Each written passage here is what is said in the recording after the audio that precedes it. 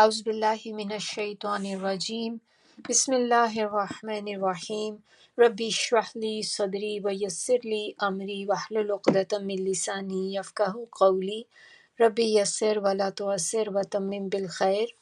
آج کا ہمارا جو لیسن ہے سورہ آل عمران، اس کی آیات کریں گے 14 سے 17 تک۔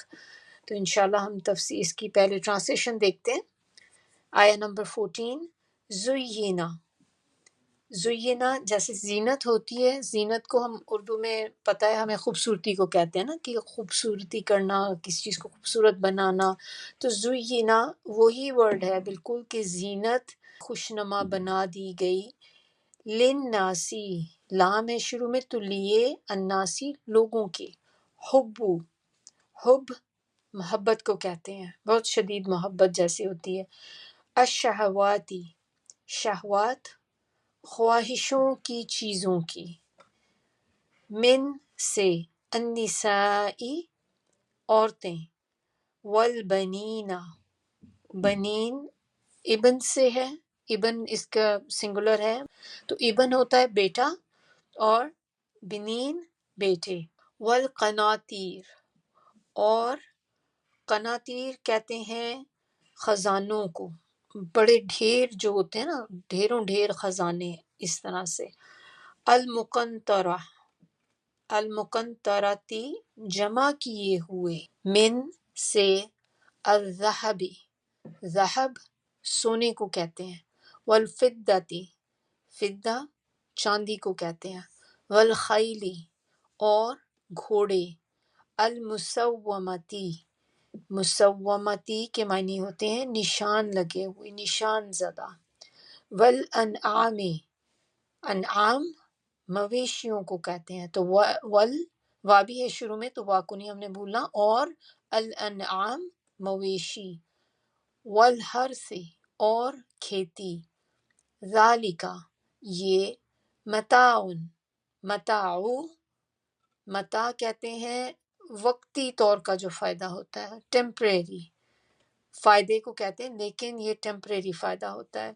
تو یہاں پر ہمارے پاس کیا ہے، سر و سامان یا فائدہ، الحیاتی زندگی کا، الدنیا دنیا کی، واللہ اور اللہ، عندہ عندہ پاس ہے، ہو اس کے، حسن حسن بہت اچھا، جیسے احسن ہوتا ہے نا، احسن بھی ہم کہتے ہیں بہت اچھا، المعاب، معاب ٹھکانے کو کہتے ہیں، جیسے مسیر بھی ہوتا ہے نا، المسیر۔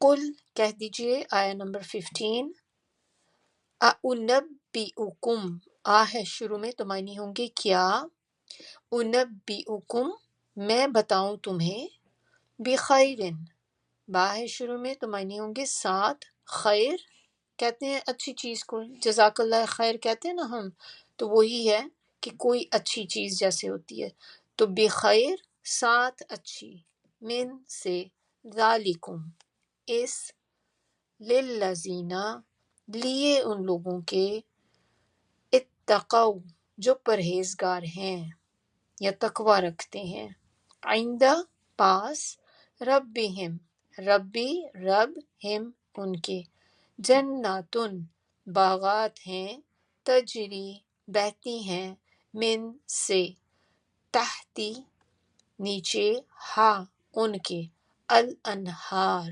نہریں، خالدینہ ہمیشہ رہیں گے، فیہا اس میں۔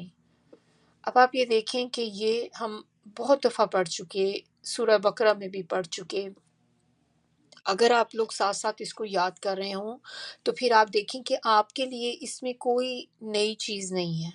یہ والے تو آپ ایک دفعہ یاد کر لیں نا سینٹنس اتنا سا ہی، تو یہ اتنا رپیٹ ہوگا کہ آپ کو اتنا تو پورشن آ جائے گا۔ جیسے یہ والا ہے کہ جنات تجری من تحتها الانہار خالدین فیہا، یہ بہت دفعہ آتا ہے۔ آپ زیادہ نہیں یاد کرنا چاہتے، یا آپ کو تھوڑا مسئلہ ہوتا ہے یاد کرنے میں، اتنا سا یاد کر لیں۔ اس کو یاد کرنے سے ہی آپ کو قرآن میں اب جہاں جہاں بھی یہ آئے گا تو آپ کو آلریڈی اس کا معنی پتہ ہوگا۔ مطہرتن، مطہرہ، طاہرہ بھی اسی سے ہے، مطہر پاک صاف کو کہتے ہیں، تو مطہرتن پاکیزہ، و اور رضوان، رضوان خوشنودی کو کہتے ہیں، رضا کو کہتے ہیں۔ رضا ہمیں اردو سے پتہ چل جاتا ہے، پھر رضا کیا ہوتی ہے؟ کسی کی پسندیدگی۔ تو رضوان خوشنودی بڑی، من اللہ اللہ کی، واللہ اور اللہ بصیر دیکھ رہا ہے، بصارت سے دیکھنے والا ہے، بالعباد بندوں کو۔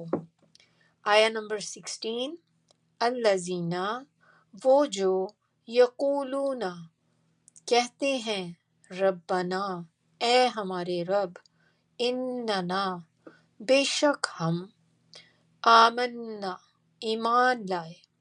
اب تینوں میں اگر آپ دیکھیں، ربنا، اننا، آمنا، اینڈ پہ نون الف ہے، تو اس کی وجہ سے ہم اس کے بعد میں ایڈ کریں گے ہم کسی کا، جیسے ہم کہتے ہیں نا ہوئی، تو ہم ایڈ کریں گے ربا، اس کے اے رب، نہ ہمارے، اننا تو انا بے شک، نہ ہم، آمنا تو آمن کیا ہے؟ ایمان لائے، نون الف اینڈ پہ ہم، فاغفر لنا، فاہ شروع میں معنی ہوں گے پس، اغفر معاف فرما، لنا ہم کو، اگر خالی نہ ہوتا تو پھر ہم کہتے ہم، تو لنا ہم کو، ذنوبنا ذنوب گناہوں کو کہتے ہیں، اینڈ پہ اس کے پھر دیکھیں نون الف ہے تو ہم کہیں گے ذنوبنا گناہ ہمارے، وقنا اور قاف کے معنی یہاں پر ہیں جو ہم بہت سی دعا میں یہ کہتے ہیں نا وقنا عذاب النار، تو اس کے معنی ہوتے ہیں محفوظ رکھنے کے۔ قاف کے معنی ہوں گے محفوظ رکھنا، اینڈ پہ ہمیں، عذاب عذاب، الناری آگ کے یا دوزخ بھی آپ کہہ سکتے ہیں۔ آیا نمبر 17، الصابرین، صابرین لفظ پڑھنے سے ہی پتہ چل رہا ہے درمیان میں کیا ہے۔ اگر آپ شروع کا ال ہٹا دیں، اینڈ کے یا نون ہٹا دیں تو کیا بنتا ہے؟ اردو میں اگر اب ہم اس کو ملانے کی کوشش کریں، صبر، تو الصابرین صبر کرنے والے، والصادقین اور سچ بولنے والے، صدق، صدق جو ہوتا ہے سچے کو کہتے ہیں نا، صادق نام بھی رکھتے ہیں ہم لوگ، تو یہ اسی سے آپ کو یاد رہنا چاہیے کہ سچ بولنے والے، والقانتین، قانتین جیسے قناعت ہوتی ہے تھوڑا سا یاد رکھنے کے لیے، فرما بردار، عبادت میں رہنے والے، والمنفقین یہ ہم پڑھ چکے ہیں سورہ بقرہ میں، انفاق ہم نے پڑھا تھا نا، انفاق فی سبیل اللہ، کہ اللہ کی راہ میں خرچ کرنا، تو وہی چیز ہے والمنفقین خرچ کرنے والے، والمستغفرین درمیان میں اگر آپ دیکھیں آپ کو کیا چیز اس سے سمجھ آ رہی ہے؟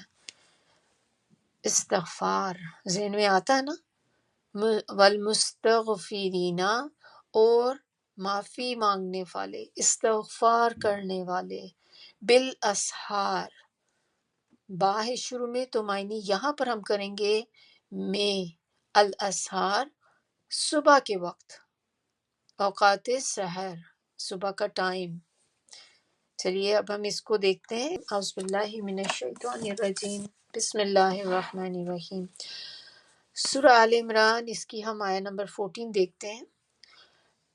اس کا ترجمہ دیکھیں پہلے، لوگوں کے لیے خواہشات نفس سے محبت، جیسے کہ عورتوں سے، بیٹوں سے، سونے اور چاندی کے جمع کردہ خزانوں سے، نشان زدہ عمدہ قسم کے گھوڑوں اور کھیتی سے محبت دل فریب بنا دی گئی۔ یہ سب کچھ دنیا کی زندگی کا سامان ہے، اور جو بہتر ٹھکانہ ہے وہ اللہ ہی کے پاس ہے۔ اب یہاں پر کچھ چیزوں کے بارے میں بتایا جا رہا ہے، اور یہ وہ چیزیں ہیں جن سے انسان محبت کرتا ہے، آپ کو، مجھے، ہم سب اس سے محبت کرتے ہیں، اور ان چیزوں کا یہاں پر ذکر کیا گیا، اور جو امپورٹنٹ چیز ہے وہ یہ کہ یہاں پر جو بات بتائی جا رہی ہے کہ ان کو انسان کے لیے خوبصورت بنا دیا گیا، یہ ساری محبتوں کو جو انسان کے نفس کی خواہشات ہوتی ہیں، اور اس میں جو بہت سب سے امپورٹنٹ اگر آپ دیکھیں تو مرد ہوتا ہے تو مرد کے لیے عورت کی محبت ہوتی ہے، پھر انسان اپنے بیٹوں سے بہت محبت کرتا ہے، پھر اس کے علاوہ آپ اور دیکھیں انسان ہم سب کس چیز سے محبت کرتے ہیں، ہم سب کو پیسے سے بھی محبت ہوتی ہے۔ خزانے یہاں پر بولا گیا ہے، خزانے وہی چیز کہ آپ جب پیچھے لگ جاتے ہیں کسی چیز کے تو پھر آپ جمع کرتے چلے جاتے ہیں، لیکن کون ہوگا جو کہے گا کہ مجھے بچوں سے محبت نہیں ہے؟ کون ایسا ہوگا؟ عورتوں کی سائیکالوجی ڈیفرنٹ ہے لیکن مردوں کی ڈیفرنٹ ہے۔ مردوں کے لیے اللہ تعالیٰ نے عورتوں میں بہت کشش رکھی ہے، اور اسی طرح اس زمانے میں گھوڑوں کا بھی بہت ہوتا تھا۔ گھوڑے آج کل بھی اگر آپ دیکھیں تو دے آر ویری ایکسپینسو، نہ صرف ان کا بائی کرنا بلکہ ان کی ٹیک کیئر کرنا ہی بہت ایکسپینسو ہے۔ اور اس کے علاوہ کھیتی، جو کھیتی ہوتی ہے کسان کے لیے آپ دیکھیں کتنی امپورٹنٹ ہوتی ہے کھیتی۔ تو یہ ساری چیزیں وہ ہیں کہ جن کی محبت اللہ نے ڈال دی، اللہ نے ان کو ہمارے لیے خوشنما بنا دیا، خوبصورت بنا دیا۔ لیکن اس کے ساتھ اللہ تعالیٰ نے ایک ساتھ یہ بات آگے کنفرم کر دی، یہ بھی بتا دیا کہ یہ چیزیں آپ کے لیے خوبصورت تو بنا دی گئیں، لیکن یہ سب کچھ دنیا کا سامان ہے، یہ بات آپ نے یاد رکھنی ہے۔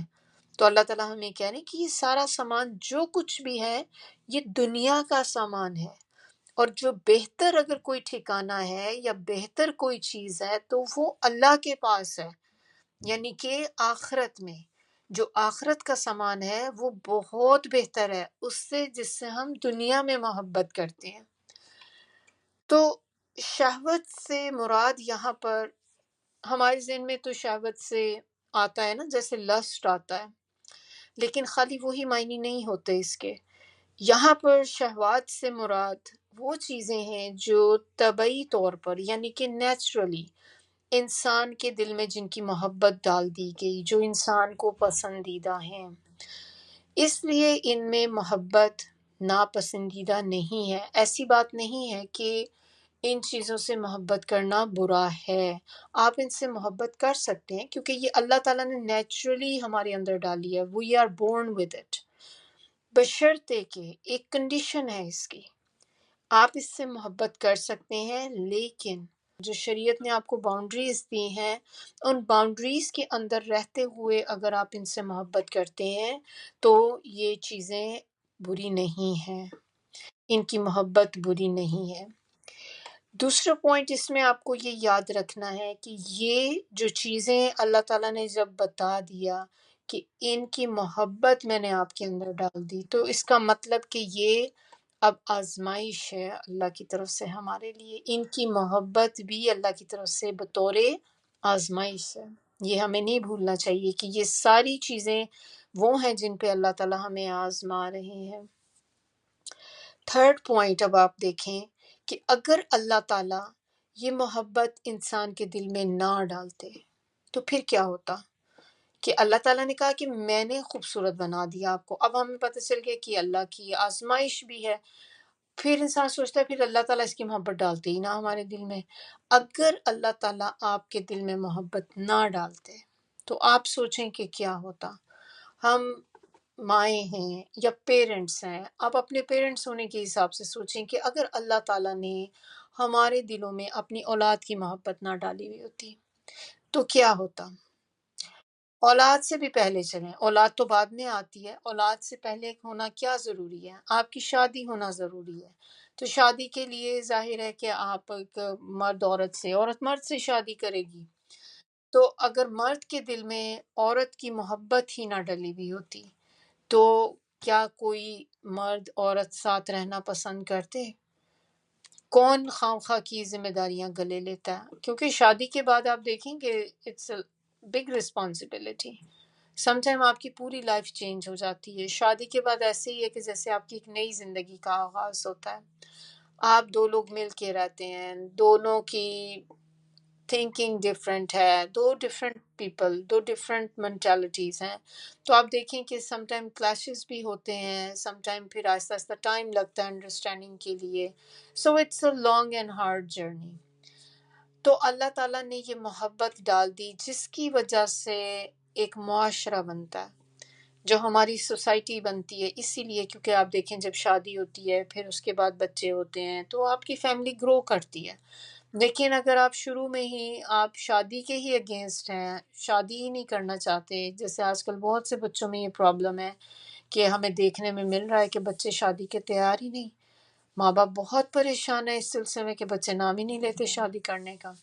تو اب آپ دیکھیں کہ آپ کے بچے ہیں، 2 ہیں، 3 ہیں، تینوں ہی بچے نام ہی نہیں لے رہے شادی کرنے کا، آپ کی فیملی تو گرو نہیں کرے گی نا آگے. تو اللہ تعالیٰ نے محبت ڈالی تاکہ ایک معاشرہ بنے، ایک کمیونٹی بنے. پھر اللہ تعالیٰ نے ماں باپ کے دل میں اولاد کی محبت ڈالی جس کی وجہ سے ماں باپ اولاد کی ٹیک کیئر کرتے ہیں. اگر یہ محبت نہ ہوتی تو آپ دیکھیں کہ بچے کتنا بعض اوقات ماں باپ کو دکھ دیتے ہیں. کوئی ماں باپ ہوتے ہیں خوش قسمت ہوتے ہیں کہ جنہیں اللہ تعالیٰ نیک صالح اولاد عطا کرتے ہیں جو ان کی آنکھوں کی ٹھنڈک ہوتی ہے. بہت سے ماں باپ آپ نے بھی ایسے دیکھے ہوں گے جو آپ کو اکثر روتے ہوئے نظر آتے ہیں کہ اولاد کے ہاتھوں، یا اولاد جو ہے ماں باپ کے فرما بردار نہیں ہے، اور یا پھر اولاد اللہ کی فرما بردار نہیں ہے. جو لوگ بچے دین سے نکل جاتے ہیں، ماں باپ کو بے عزت کرتے ہیں، بار بار ماں باپ کی کوئی رسپیکٹ نہیں کرتے. تو یہ ساری چیزیں جو ماں باپ کے لیے تکلیف کا باعث ہیں. تو اگر محبت ہی نہ ہوتی تو کون بچوں کے اوپر اپنا پیسہ خرچتا؟ کیونکہ اب آپ دیکھیں باپ کتنی محنت کر کے پیسہ کما کر لے کر آتے ہیں، اور وہ بچوں کو کھلانے کے لیے کہ میں اپنے بچوں کی ضروریات کو پورا کر لوں، میں اپنے بچوں کو کھانے پینے کا ان کو کوئی کمی نہ ہو. ہم لوگ کیوں اتنی محنت کرتے ہیں، ڈبل ڈبل جاب کرتے ہیں تاکہ ہم اپنے بچوں کو ایک کمفرٹیبل انوائرمنٹ دے سکیں، گھر کا سکون دے سکیں، ان کے پاس وہ سب کچھ ہو جس کی وہ خواہش کریں. اگر یہ محبت نہ ہوتی تو ظاہر سی بات ہے کہ کوئی بھی ماں باپ اپنے بچوں کی ٹیک کیئر نہ کر سکتے. پھر اس کے علاوہ آپ دیکھیں کہ دنیا کی رنگینیاں، جو کچھ آپ کو باہر نظر آتا ہے دنیا میں، جو اٹریکشن ہے، جو چیزیں ہیں، اسی طرح باغات ہیں. اگر اللہ تعالیٰ نے کھیتی کی محبت کسان کے دل میں نہ ڈالی ہوتی تو کس طرح سے وہ لوگ گرو کرتے چیزیں. اور یا ہمارے بھی دل میں آپ دیکھیں کہ لوگوں کو شوق ہوتا ہے گارڈننگ کا. کھیتی تو چلیں باقاعدہ ہم لوگ نہیں کرتے، لیکن ہمارے گارڈن ہوتے ہیں، ہمارا دل چاہتا ہے کہ ہم لگائیں چیزیں. اگر آپ کے پاس جگہ ہوتی ہے، اویلیبلٹی بھی ہے، تو لوگ لگاتے ہیں کچھ نہ کچھ سبزیاں اپنی گرو کرتے ہیں، اپنے فلاورز ہوتے ہیں، پلانٹس ہوتے ہیں. تو یہ چیزیں اور ہمیں خوبصورت بھی لگتی ہیں. ہم جب دیکھتے ہیں سبزہ کتنا اچھا لگتا ہے، گرینری اچھی لگتی ہے، فلاورز اچھے لگتے ہیں. تو اللہ تعالیٰ نے اس کی محبت ہمیں ڈالی تو ہم ان چیزوں کو اپریشیٹ کرتے ہیں. اگر یہ چیزوں کی محبت نہ ہوتی تو پھر آپ دیکھیں کہ جو ہماری شریعت ہے، جو ہم تقریباً آلموسٹ پوری شریعت آپ کہہ لیں، سورہ بقرہ میں ہم پڑھ کے آ چکے، کتنا کچھ ہم اس میں پڑھ چکے. تو جو شریعت کا پھر کیا فائدہ رہتا؟ کوئی فائدہ نہ ہوتا. کیونکہ شریعت کے اگر آپ لاز دیکھیں زیادہ تر تو وہ کس چیز کے گرد ریوالو کرتے ہیں؟ وہ انہی چیزوں کے گرد ریوالو کرتے ہیں. آپ کی خواہشات نفس، عورت کی مرد سے، مرد کی عورت سے محبت. اب اس کے اوپر آپ کو نکاح کرتے ہیں، یہ ریکوائرڈ ہے نا. ہمارا دین ہمیں یہی اجازت دیتا ہے نا کہ مرد عورت کا تعلق صرف ایک نکاح کی صورت میں ہی ہو سکتا ہے اگر آپ نامحرم ہیں. اور اس کے علاوہ اگر آپ ملتے ہیں، آپس میں تعلق قائم کرتے ہیں تو وہ زنا میں آ جاتا ہے. اور زنا کی سزا ہم نے دیکھی کہ شریعت میں کیا تھی، سورہ نور میں ہم لوگوں نے دیکھ لی اس کی سزا. اور اس کے علاوہ آپ دیکھیں کہ جب لوگوں ہی کے ساتھ آپ کا انٹریکشن ہوتا ہے اسی میں آپ تہمت بھی لگاتے ہیں، بہت سے کام تو ان کی سزا ہم نے دیکھ لی. پھر لوگ جب چوری کرتے ہیں تو چوری کی سزا دیکھ لیں شریعت میں کیا ہے. تو یہ ساری سزائیں، پھر قتل کر دینا کسی کا. تو شریعت کا کوئی فائدہ نہ رہ جاتا اگر اللہ تعالیٰ ان چیزوں کی محبت ہی نہ ڈالتے ہمارے دلوں میں. اب پیسے کی محبت آپ دیکھ لیں، اللہ تعالیٰ نے زکوٰۃ ہمارے اوپر فرض کر دی. اب زکوٰۃ جو ہے وہ دیکھیں اوبلیگیٹری ہے سب کے لیے، سب کو دینی ہے، لازمی ہے یہ، پیسہ خرچ کریں، اللہ کی راہ میں خرچ کریں، لوگوں کو دیں۔ تو شریعت ہی ہمیں یہ بات بتاتی ہے، ہمیں اس سے یہ پتہ چلتا ہے کہ ہم نے ان خواہشات کو، اپنے نفس کی جو خواہشات ہیں، ان کو کس طریقے سے صحیح طریقے سے استعمال کرنا ہے، اپنی حدود میں رہتے ہوئے، جو اللہ تعالیٰ نے ہمارے لیے باؤنڈریز بنا دیں، ان باؤنڈریز میں رہتے ہوئے ہم کس طرح اپنی انہی خواہشات کے ساتھ بھی جنت کو کما سکتے ہیں۔ اور اگر یہی ہماری خواہشات آؤٹ آف کنٹرول ہو گئیں تو پھر ٹھکانہ جو ہے وہ جہنم ہے۔ دنیا کا سارا امتحان ہے ہی شہوت کی خواہشات کا۔ تو اگر آپ دیکھیں کہ سارا جو ٹیسٹ ہی دنیا میں ہمارا ہے نا، وہ انہی چیزوں کے اوپر جو ہے وہ ڈپینڈ کرتا ہے۔ اب ہمیں کرنا کیا ہے؟ کیا ہم ان چیزوں کی خواہش کو اب ختم کر دیں؟ کیونکہ یہ تو بہت بڑا ٹیسٹ ہو گیا ہمارے لیے۔ آپ نے یہ نہیں کرنا۔ اللہ نے اگر ہمارے دل میں محبت ڈالی ہے تو ہم یہ نہیں اب کر سکتے کہ ہم ان کی محبت زبردستی دل سے نکال دیں، اپنے آپ کو فورس کریں کہ نہیں، میں نے ان چیزوں سے فائدہ نہیں اٹھانا، میں نے ان چیزوں سے محبت نہیں کرنی۔ اور یہ کون سا طریقہ ہوتا ہے؟ یہ ہوتا ہے رہبانیت کا طریقہ، جو اسلام میں منع ہے۔ ہم اسلام میں یہ نہیں کر سکتے۔ یہ کون سا ریلیجن ہے جس میں زیادہ جو اس طرف پروموٹ کیا جاتا ہے اس چیز کو، جو لوگ زیادہ اس میں جاتے ہیں؟ یہ عیسائیت کا، نصارہ جو ہیں یہ لوگ کرتے ہیں نا، یہ اس طرح سے جیسے ننز بن جاتی ہیں، پھر آدمی بھی ہو جاتے ہیں بالکل کہ ہم لوگوں نے شادیاں بھی نہیں کرنی، بچے بھی پیدا نہیں کرنے، کسی قسم کا تعلق نہیں کرنا، اپنے آپ کو بالکل کٹ آف کر لیتے ہیں۔ اور کچھ لوگ تو ایسے جنگلوں میں نکل جاتے ہیں جا کے، کہ وہاں جا کے بس ہم نے اپنی عبادت کرنی ہے، دنیا کی کوئی آسائش، کوئی چیز، کوئی پیسہ ہم نے استعمال نہیں کرنا۔ اور اسی طرح بہت سے بھی لوگ ایسے ہیں کہ جیسے کچھ ریلیجنز میں ہی اگر آپ دیکھیں، جیسے بودھسٹ ہوتے ہیں، ان کے بھی جو اپنے منک ہوتے ہیں، وہ لوگ بھی جو ہوتے ہیں آپ دیکھیں کہ وہ بھی کوئی قسم کی آسائش استعمال نہیں کرتے، یہاں تک کہ سم ٹائم کئی لوگ تو ان میں سے ایسے ہیں کہ جو جوتے بھی نہیں پہنتے، تو وہ کہتے ہیں کہ نہیں، ہم کوئی چیز، ہم نے کوئی ایسی چیز نہیں لینی جو کمفرٹ دے۔ اور کماتے بھی نہیں، پیسہ بھی نہیں کماتے، کہ نہیں، انہیں ہوتا ہے کہ نہیں، ہم جا کے بیگرز بن جائیں گے، ہم مانگ کے کھا لیں گے لیکن ہم خود نہیں کمائیں گے، کیونکہ جب آپ مانگ کے کھاتے ہیں تو اس میں آپ کی ایگو کرش ہوتی ہے۔ تو وہ اس چیز کو کرنے کے لیے کہ ہم مانگ کے کھائیں گے لیکن ہم خود ارن نہیں کریں گے، تو اسلام میں یہ چیزیں منع کی گئی ہیں۔ آپ نے ان کو استعمال کرنا ہے لیکن اپنے آپ کو آپ نے اعتدال پہ رکھتے ہوئے، آؤٹ آف کنٹرول نہیں ہو جانا۔ دوسری چیز اس میں ہم نے کیا کرنی کہ ہم نے ان کے غلام نہیں بن جانا، کہ بس ہم اب انہی کے پیچھے لگ گئے، بس ہمارا دن رات اسی چکر میں ہی پڑا ہوا ہے کہ اب اور کہاں سے پیسہ میں اکٹھا کروں، میں اور کیا کروں، کس طرح اپنے بچوں کو یہ چیز بھی لا کے دوں، وہ بھی لا کے دوں، یا اپنے لیے کیا لے لوں، بڑا گھر لے لوں، بچوں کے لیے اچھی اچھی یونیورسٹیز کا ارینج کر لوں، اتنے پیسے اکٹھے کر لیں ان کو ہم بھیج سکیں وہاں پہ۔ تو یہ چیزوں کے غلام نہ بن جائیں کہ بس اب آپ اس کے پیچھے، اب آپ کی نمازیں بھی جا رہی ہیں، آپ کا قرآن پڑھنا بھی گیا، آپ کے دینی کام سارے پیچھے چلے گئے، اور اب دنیا دنیا دنیا، یہی چیز ہے جو اب آپ کی آگے گھوم رہی ہے۔ پھر ہم نے اور کیا کام کرنا ہے اس میں کہ شریعت کی لگام سے اس کو کنٹرول کرنا ہے۔ شریعت کے جو حکم ہیں ہم نے ان کو دیکھنا ہے، اور ہم نے ان چیزوں کو کنٹرول میں اپنے رکھنا ہے۔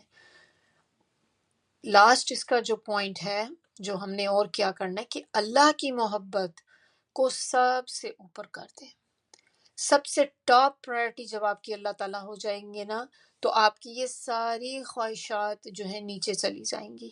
تو اللہ کو سب سے اوپر کرنا ہے، ٹاپ پرائرٹی اللہ کی ہے۔ اور پھر اس کے بعد جب اللہ سے آپ کو اتنی محبت ہو جائے گی تو خود ہی ان چیزوں کی محبت جو انسان کے دل میں کم ہو جاتی ہے۔ پہلی چیز اس میں جو بتائی گئی ہے وہ عورتوں سے محبت بتائی گئی ہے۔ مردوں کو شدید رغبت ہے عورتوں کی طرف، ہر بالغ مرد کی سب سے بڑی ضرورت ہے۔ اس کی محبت اگر آپ دیکھیں تو شریعت کے دائرے سے تجاوز نہ کرے تو یہ بہترین رفیق زندگی بھی ہے اور زاد آخرت بھی، کہ اگر آپ اس میں حد سے زیادہ نہیں بڑھ جاتے کہ جیسے فلرٹس شروع کر دیے، فلرٹ کرنے شروع کر دیے، بس آپ کے عورتوں سے تعلقات مردوں نے کر لیے، فرینڈ شپ کر لی، نہیں ہم صرف فرینڈز ہی کی طرح ہیں، بات چیت کر رہے ہیں، ایسی چیز کوئی بھی الاؤڈ نہیں ہے۔ تو اگر آپ دائرے کے اندر رہتے ہوئے اس سے محبت کرتے ہیں تو وہ پھر آپ کی جو پارٹنر ہے، وہ لائف پارٹنر جو آپ کی ہے، وہ دیکھیں آپ کی ایک زندگی کا بہترین آپ کا دوست ہے، اور وہ اسی کے ذریعے آپ اپنی آخرت بھی کما سکتے ہیں۔ تو اگر یہ محبت نہ ہوتی، یعنی کہ مردوں کی عورتوں سے، عورتوں کی مردوں سے، تو پھر نہ تو انسان کے بچے ہوتے، آگے کوئی فیملی کا کانسیپٹ نہ ہوتا۔ آپ صلی اللہ علیہ وآلہ وسلم نے فرمایا عورت اور خوشبو مجھے محبوب ہیں۔ تو نبی صلی اللہ علیہ وسلم کو بھی عورتوں سے محبت تھی اور ان کو خوشبو بھی بہت پسند تھی، اور وہ خوشبو کا گفٹ جو ہے پرفیوم کا لینا پسند کرتے تھے۔ تو اب دیکھیں اگر یہ چیز بری ہوتی تو پھر نبی صلی اللہ علیہ وسلم تو نہ یہ بات کہتے نا کہ مجھے عورتوں سے محبت ہے، تو اس کا مطلب کہ یہ محبت بری نہیں ہے، یہ محبت اچھی ہے، تبھی تو اللہ نے ڈالی ہے نا۔ لیکن جو کی پوائنٹ اس کے اندر جو ہے وہ ان کا بینگ ان ماڈریشن، ماڈریٹ کرنا ان چیزوں کو۔ ایک اور حدیث میں آپ صلی اللہ علیہ وسلم نے فرمایا نیک عورت دنیا کی سب سے بہتر متاع ہے۔ آپ صلی اللہ علیہ وسلم نے فرمایا میرے بعد جو فتنے رونما ہوں گے ان میں مردوں کے لیے سب سے بڑا فتنہ عورتوں کا ہے۔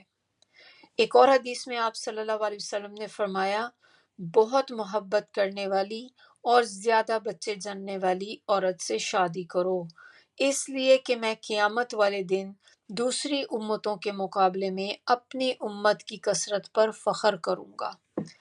پھر آپ صلی اللہ علیہ وسلم نے فرمایا، ابن ماجہ اور طبرانی کی روایت ہے یہ، کہ دنیا ملعون ہے۔ ملعون کا مطلب جس پہ لعنت زدہ، کرسڈ، اور جو کچھ اس دنیا میں ہے وہ بھی ملعون ہے سوائے ان چیزوں کے جن کو اللہ کی رضا کا ذریعہ بنا لیا جائے۔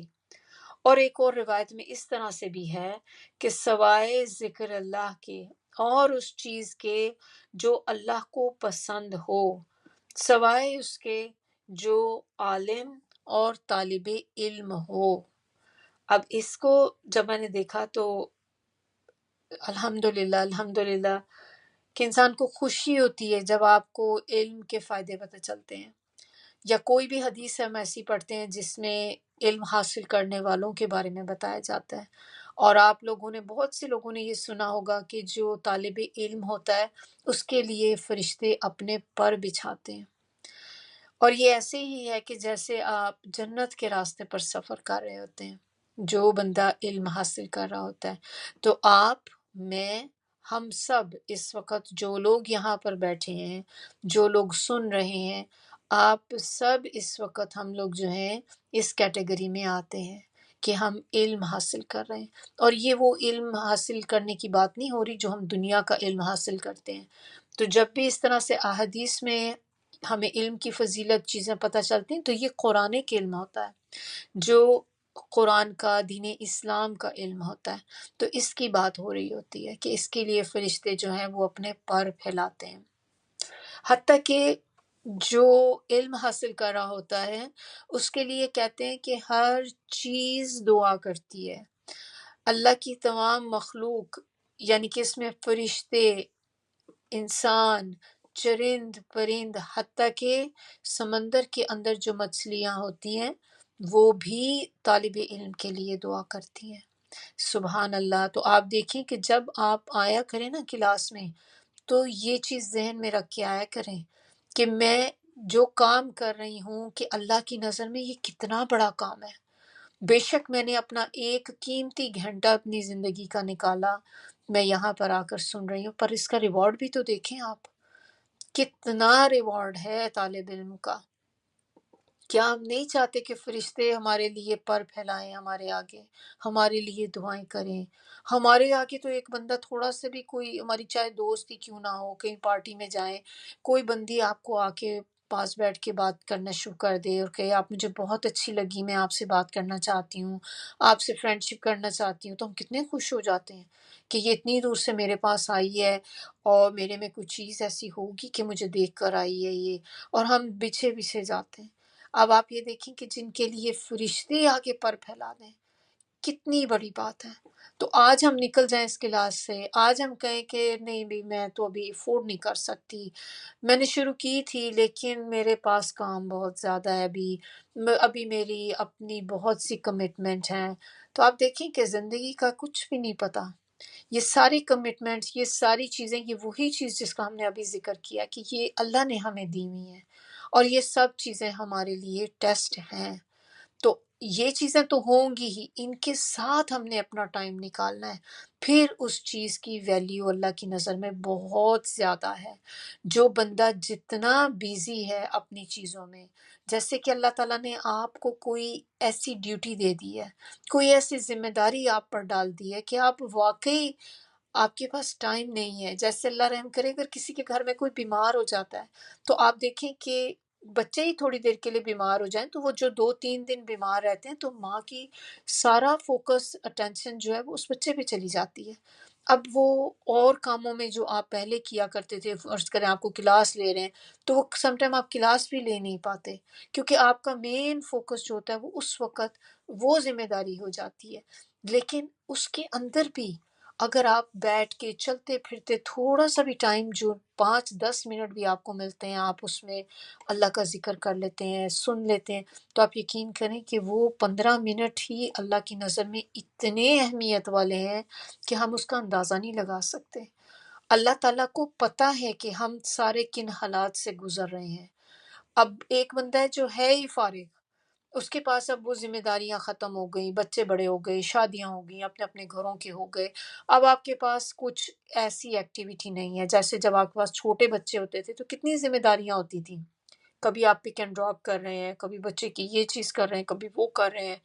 اب آپ کے پاس وہ ذمہ داریاں نہیں، اور آپ کے پاس اب چونکہ ٹائم ہی ٹائم ہے، تو اب وہ ٹائم میں آپ بیٹھ کے پڑھ رہے ہیں، یہ بھی ریوارڈنگ ہے، لیکن اس کا اجر اتنا نہیں ہے جتنا جب آپ اپنی ذمہ داریوں کے ساتھ ٹائم نکال کر اللہ کے لیے سپینڈ کرتے ہیں۔ تو اب سے آپ اپنے ذہن میں یہ رکھیں کہ آپ کبھی بھی نہ یہ سوچیں کہ میں ابھی کر نہیں سکتی، ابھی میرے پہ ذمہ داریاں بہت ہیں۔ کچھ بھی ہوں، ان کے ساتھ بھی آپ جو یہ 1 گھنٹہ اس کلاس کے لیے نکال لیتے ہیں نا، آپ کو نہیں پتہ آپ کے ترازو میں یہ کتنا وزنی ہو جائے گا۔ تو اللہ سے ہمیشہ اچھے کی امید رکھنی چاہیے، اور دعا کیا کرتے رہنا چاہیے کہ اللہ تعالیٰ استقامت عطا کر دے ہمیں۔ تو استقامت ہوگی تو ہی ہم ان چیزوں پہ ثابت قدم رہیں گے، اور یہ اللہ ہی کی طرف سے ملتی ہے۔ جب اللہ تعالیٰ آپ کو ثابت قدمی عطا کر دیتے ہیں، پھر کچھ بھی ہو جائے، چاہے آندھی آئے، طوفان آئے، آپ کا کام نہیں رکتا۔ آپ کہتے ہیں کہ نہیں، مجھے لینی ہی لینی کلاس ہے، کوئی بات نہیں، 1 ہی گھنٹے کی تو بات ہے، میں مینج کر لوں گی۔ اپنی اپوائنٹمنٹس آپ آگے پیچھے کر لیتے ہیں کہ آپ نے اپوائنٹمنٹس، پھر نیکسٹ ٹائم آپ کو پتہ ہوتا ہے کہ ان دنوں میں میری کلاس ہوتی ہے، تو اس ٹائم میں آپ اپوائنٹمنٹ لیتے ہی نہیں، یا اوپر کی لیتے ہیں، یعنی کہ اس سے پہلے ارلی ٹائم لے لیں یا بعد کا ٹائم لے لیں، کوئی اور ڈیز پہ لے لیں۔ تو یہ جب آپ اس چیز کے لیے بھی بیٹھ کے آپ غور و فکر کر رہے ہوتے ہیں نا کہ نہیں میں کون سے دن اپوائنٹمنٹ بناؤں، یہ تو یہ بھی آپ کے لیے ریوارڈنگ ہے کہ آپ اپنے آپ کو اس کلاس کے لیے پریپیئر کر رہے ہیں، اس چیز کا بھی اجر ہے۔ سبحان اللہ، اللہ تعالیٰ کی کس کس نعمت کو ہم جھٹلائیں، اور اللہ کا دین، اللہ کا ہم جتنا بھی شکر ادا کریں کم ہے کہ اس نے ہمیں یہ دین جو ہے دین اسلام اللہ تعالیٰ نے ہمیں دیا، کہ جس میں اتنی آسانیاں اللہ تعالیٰ نے ہمارے لیے رکھی ہیں۔ دوسری چیز اللہ تعالیٰ نے جو یہاں پہ کہی وہ بیٹوں کی محبت۔ اب وہی بیٹوں کی محبت دیکھیں، اس سے آپ کیا کر سکتے ہیں؟ آپ انٹینشن ہے نا، ہم انٹینشن پہ بات کرتے ہیں بہت دفعہ کہ ہر عمل کا دار و مدار نیت پر ہے۔ اب ہمیں بیٹوں سے محبت ہے اور ہم اپنے اندر یہ نیت رکھتے ہیں کہ اس لیے مجھے بیٹے چاہیے، اولاد چاہیے، تاکہ مسلمانوں کی قوت میں اضافہ ہو سکے، تاکہ ہماری جو ایک مسلم جو کمیونٹی ہے اس میں اضافہ ہو۔ ورنہ یہی جو محبت ہے بچوں کی، جو بیٹوں سے محبت ہوتی ہے، اگر یہ مسلمانوں کی قوت میں اضافے کے لیے آپ کرتے ہیں اور اس کی بقا کے لیے کرتے ہیں تو پھر یہ آپ کے لیے محمود ہے، ورنہ مذموم۔ مذموم کس کو کہتے ہیں؟ کہ آپ کے لیے پھر خسارے کا سودا ہے یہ، یا آپ کے لیے باعث سے حسرت ہے ایک طرح سے، جب ہوتا ہے نا کہ انسان یا فائدہ ہوگا یا نقصان ہوگا، تو پھر یہ آپ کو نقصان دے گی چیز۔ اسی طرح مال و دولت کی فراوانی، مال و دولت کی فراوانی، یا اس کا ذکر کیا کیا گیا کہ ڈھیر سونے چاندی کے خزانوں کے ڈھیر۔ کیوں انسان محبت کرتا ہے پیسے سے؟ آپ ڈھیروں ڈھیر، ایک جتنا آپ کے پاس آتا ہے پھر اس سے زیادہ کی لگ جاتی ہے۔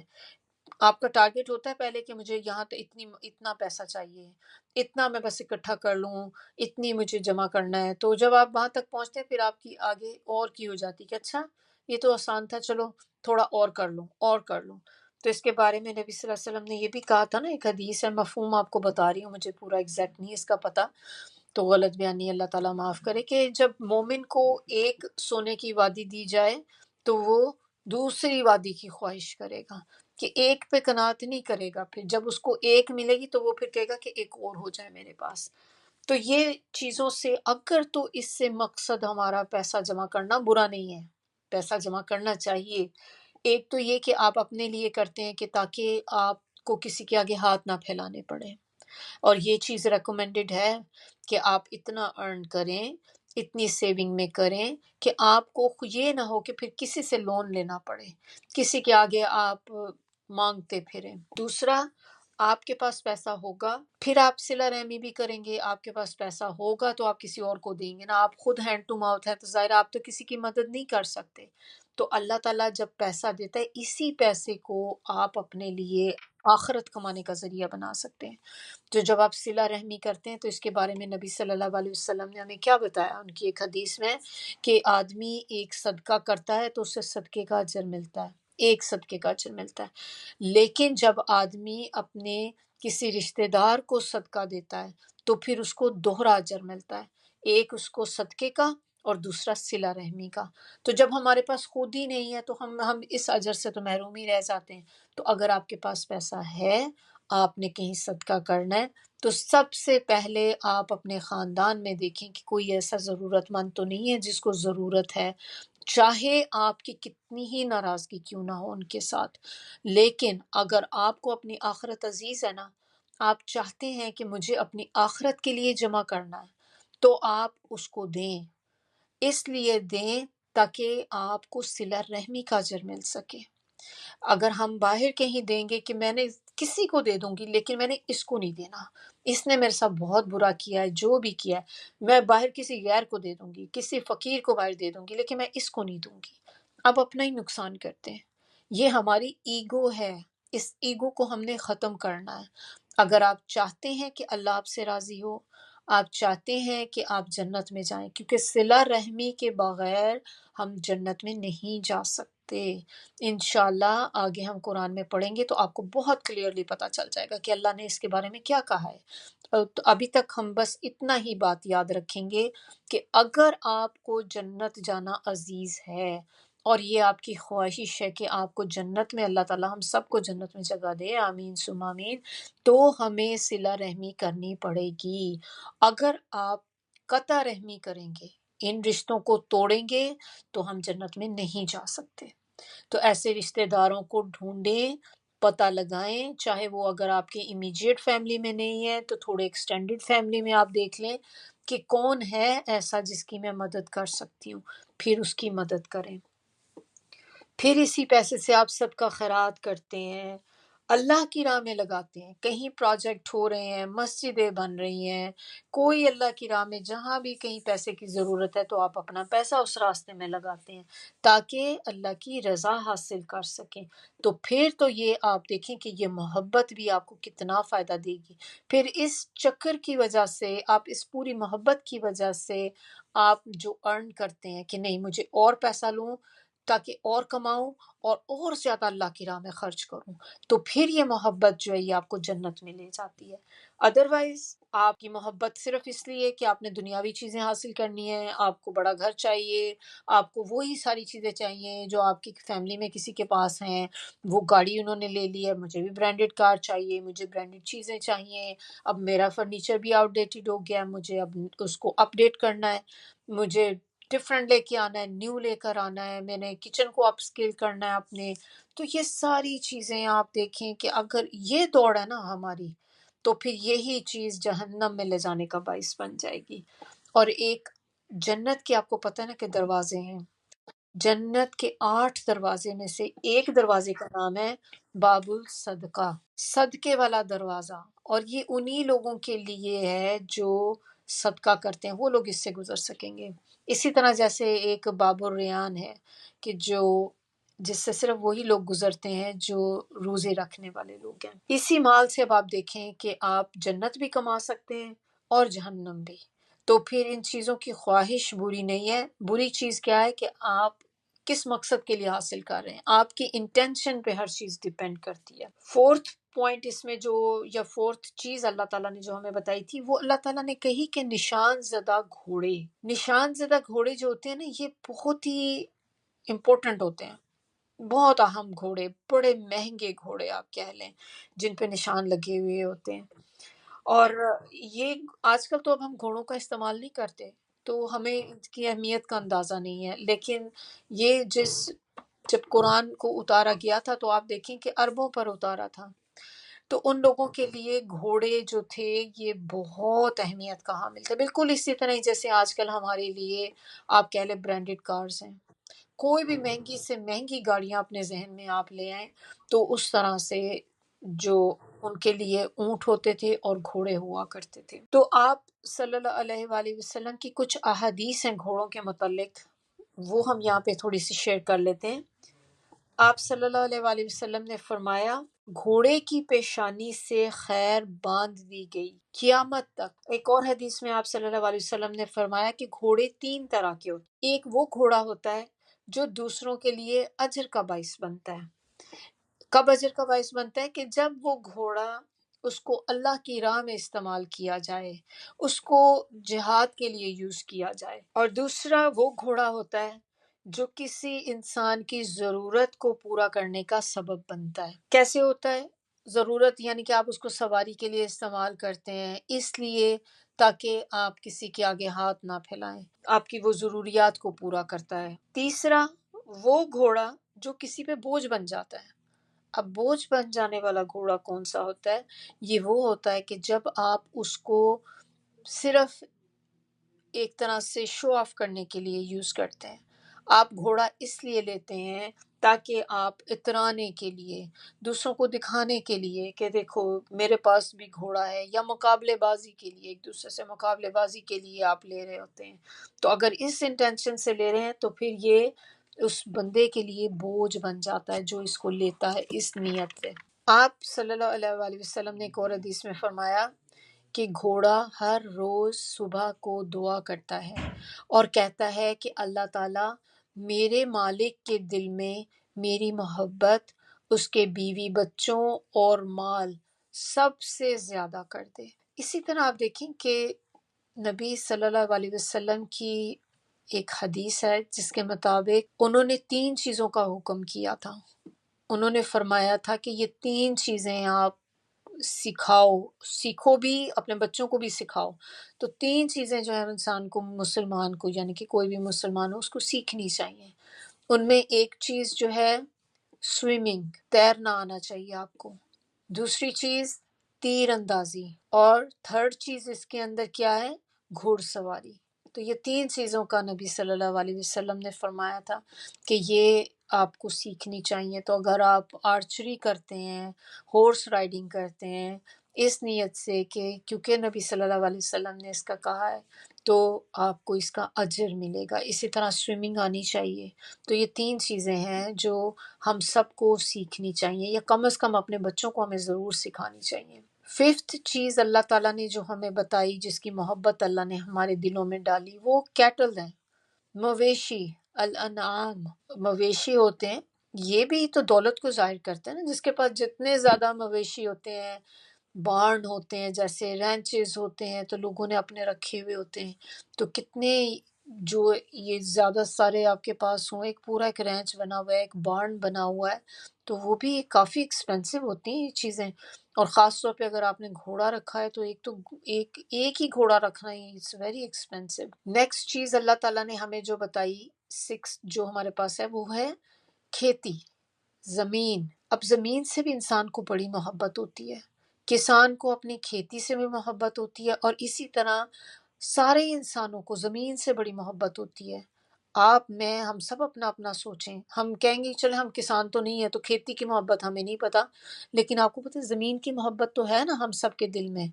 تبھی تو ہم جائیداد بناتے ہیں، گھر خریدتے ہیں، کیونکہ ہمیں گھر چاہیے، ہمیں زمین چاہیے ایک جہاں پر گھر بنا سکیں. اور اسی زمین کے پیچھے آپ دیکھیں کتنا فتنہ ہوتا ہے. آپس میں سگے بھائی ایک دوسرے کے دشمن بن جاتے ہیں اس زمین کے پیچھے، جائیدادوں کے پیچھے. خاندانوں میں لڑائیاں ہو جاتی ہیں، خاندانوں میں قتل و غارت ہو جاتا ہے. ماں باپ، بچے، کوئی کچھ نہیں دیکھتا، ہر کوئی کسی کو مرڈر کر دیتا ہے، کوئی کسی کا کر دیتا ہے اس زمین کی خاطر. تو یہ چیز کی محبت جو ہے نا، اب آپ اس کو دیکھ لیں، آپ اس کو اچھے مقصد کے لیے بھی کر سکتے ہیں. جیسے آپ نے زمین لی، اب آپ کو ہے کہ اس میں نے مسجد بنانی ہے، اس میں نے اللہ کا نام اونچا کرنا ہے، دین کا، اسلام کو اونچا کرنا ہے. اور یا پھر آپ نے اس جگہ کو بنا رہے ہیں، آپ وہاں پر کوئی کسینو بھی بنا سکتے ہیں. آپ اپنا گھر بنا رہے ہیں، آپ گھر اس لیے کہ مجھے گھر چاہیے تاکہ میں اپنے آپ کو حفاظت سے ہم لوگ رہیں، کہ یہ ہماری پروٹیکشن کرے. اور گھر آپ بنا رہی ہیں اس نیت سے کہ لوگوں میں میری واہ واہ ہو، لوگ میرا گھر دیکھیں اور بس دیکھتے رہ جائیں کہ ایسا گھر ہے کہ بس یہ نیت ہے، تو پھر وہ چیز آپ کی ختم ہو گئی. تو جو چیز آپ جس نیت کے لیے کریں گے وہی چیز آپ کو مل جائے گی. اب اللہ تعالیٰ نے ہمیں یہ سارا کچھ بتانے کے بعد جو کہا کہ یہ متاع ہے دنیا کی جو زندگی ہے نا، اس کا یہ متاع ہے. اور متاع کیا ہوتا ہے؟ تھوڑا سا اس کو دیکھ لیتے ہیں. متاع وہ فائدہ یا وہ چیز جو بہت ہی ٹیمپریری ہو، وقتی طور کے لیے، بس تھوڑے دن کا سامان. ایسے ہی ہے جیسے آپ کہیں کہ یوز اینڈ ڈسکارڈ، بس آپ نے استعمال کیا اور پھینک دیا. ٹیشو پیپر کو بھی انسان ایسے ہی کرتا ہے نا، آپ نے چہرہ وائپ کیا and then you throw it. تو اس طرح سے اس کی ویلیو ہے. تو ان چیزوں کو پھر اتنا ہی ٹائم دینا چاہیے جتنا وہ ڈیزرو کرتے ہیں. ہر چیز کو اس کا حق دیں. ہمیں یہ چیز دیکھنی ہے کہ کون سی چیز ایسی ہے جو زیادہ ڈیزرونگ ہے میری اٹینشن کی، جس کو مجھے اپنا وقت دینا ہے. پورے دن میں اپنے ڈے کو ڈیوائڈ کر لیں اور اس میں آپ سوچیں کہ میری سب سے زیادہ امپورٹنٹ چیز دنیا جو پورے آج کے دن میں ہے وہ کیا چیز ہے. ایک تو ظاہر ہے آپ نے اپنے گھر کی ٹیک کیئر کرنی ہے، آپ کے ہسبینڈ ہیں، آپ کے بچے ہیں، یہ وہ ذمہ داری ہیں جو آپ پہ اللہ نے ڈالی ہیں، اور ان کی بھی پوچھ ہوگی تو ظاہر ہے ہمیں ان کا بھی ٹائم نکالنا ہے. پھر اس کے علاوہ جو آپ نے اپنا ٹائم اپنی عبادت کے لیے نکالنا ہے، جو اللہ کے لیے، یہ وہ ٹائم ہے جو آپ کا آگے جائے گا. کہ اپنے وقت میں آپ تھوڑے اللہ کے لیے عبادت کرتے ہیں، اپنے کچھ قرآن پڑھ لیا جس میں آپ نے کلاسز لے لیں، کچھ لرن کر لی ایسی چیزیں. پھر ایک ٹائم آپ جو آپ کے اپنے سیلف کے لیے ہوگا، کیونکہ ہیلدی باڈی ہوگا تو ہی آپ کچھ آگے کام کر سکیں گے نا. پروڈکٹیو ورک تبھی ہوگا. اگر آپ کا جسم خود ہیلدی نہیں ہے تو آپ دیکھیں کہ جب بندہ بیمار ہو جاتا ہے تو آپ کے سارے گھر کے کام سٹاپ ہو جاتے ہیں، ہر چیز ڈسٹرب ہو جاتی ہے. ماں بیمار پڑ جائے گھر کی جو مین سارا کچھ کرنے والی ہوتی ہے، تو آپ دیکھیں گھر کس طرح نظام اس کا ہو جاتا ہے، کوئی ڈسپلن نہیں رہتا گھر میں، ہر چیز ہیپ ہیزرڈ ہوتی ہے۔ تو ہمارا اپنا باڈی جو ہے اس کا بھی اللہ نے ہم سے حساب لینا ہے۔ اللہ ہم سے پوچھے گا کہ جب میں نے تمہیں صحت دی تھی، پرفیکٹ باڈی دیا تھا، تو تم نے اس کی ٹیک کیئر کیوں نہیں کی؟ تو ہمیں اپنے آپ کی بھی ٹیک کیئر کرنی ہے، اپنے لیے بھی تھوڑا ٹائم نکالنا ہے۔ ایسا ہر وہ کام، وہ چیز جس سے آپ ریلیکس ہوں، آپ کو بھی سکون چاہیے، آپ ہمیشہ ایک کنٹینیوس اسٹریس میں رہ کے کام نہیں کر سکتے۔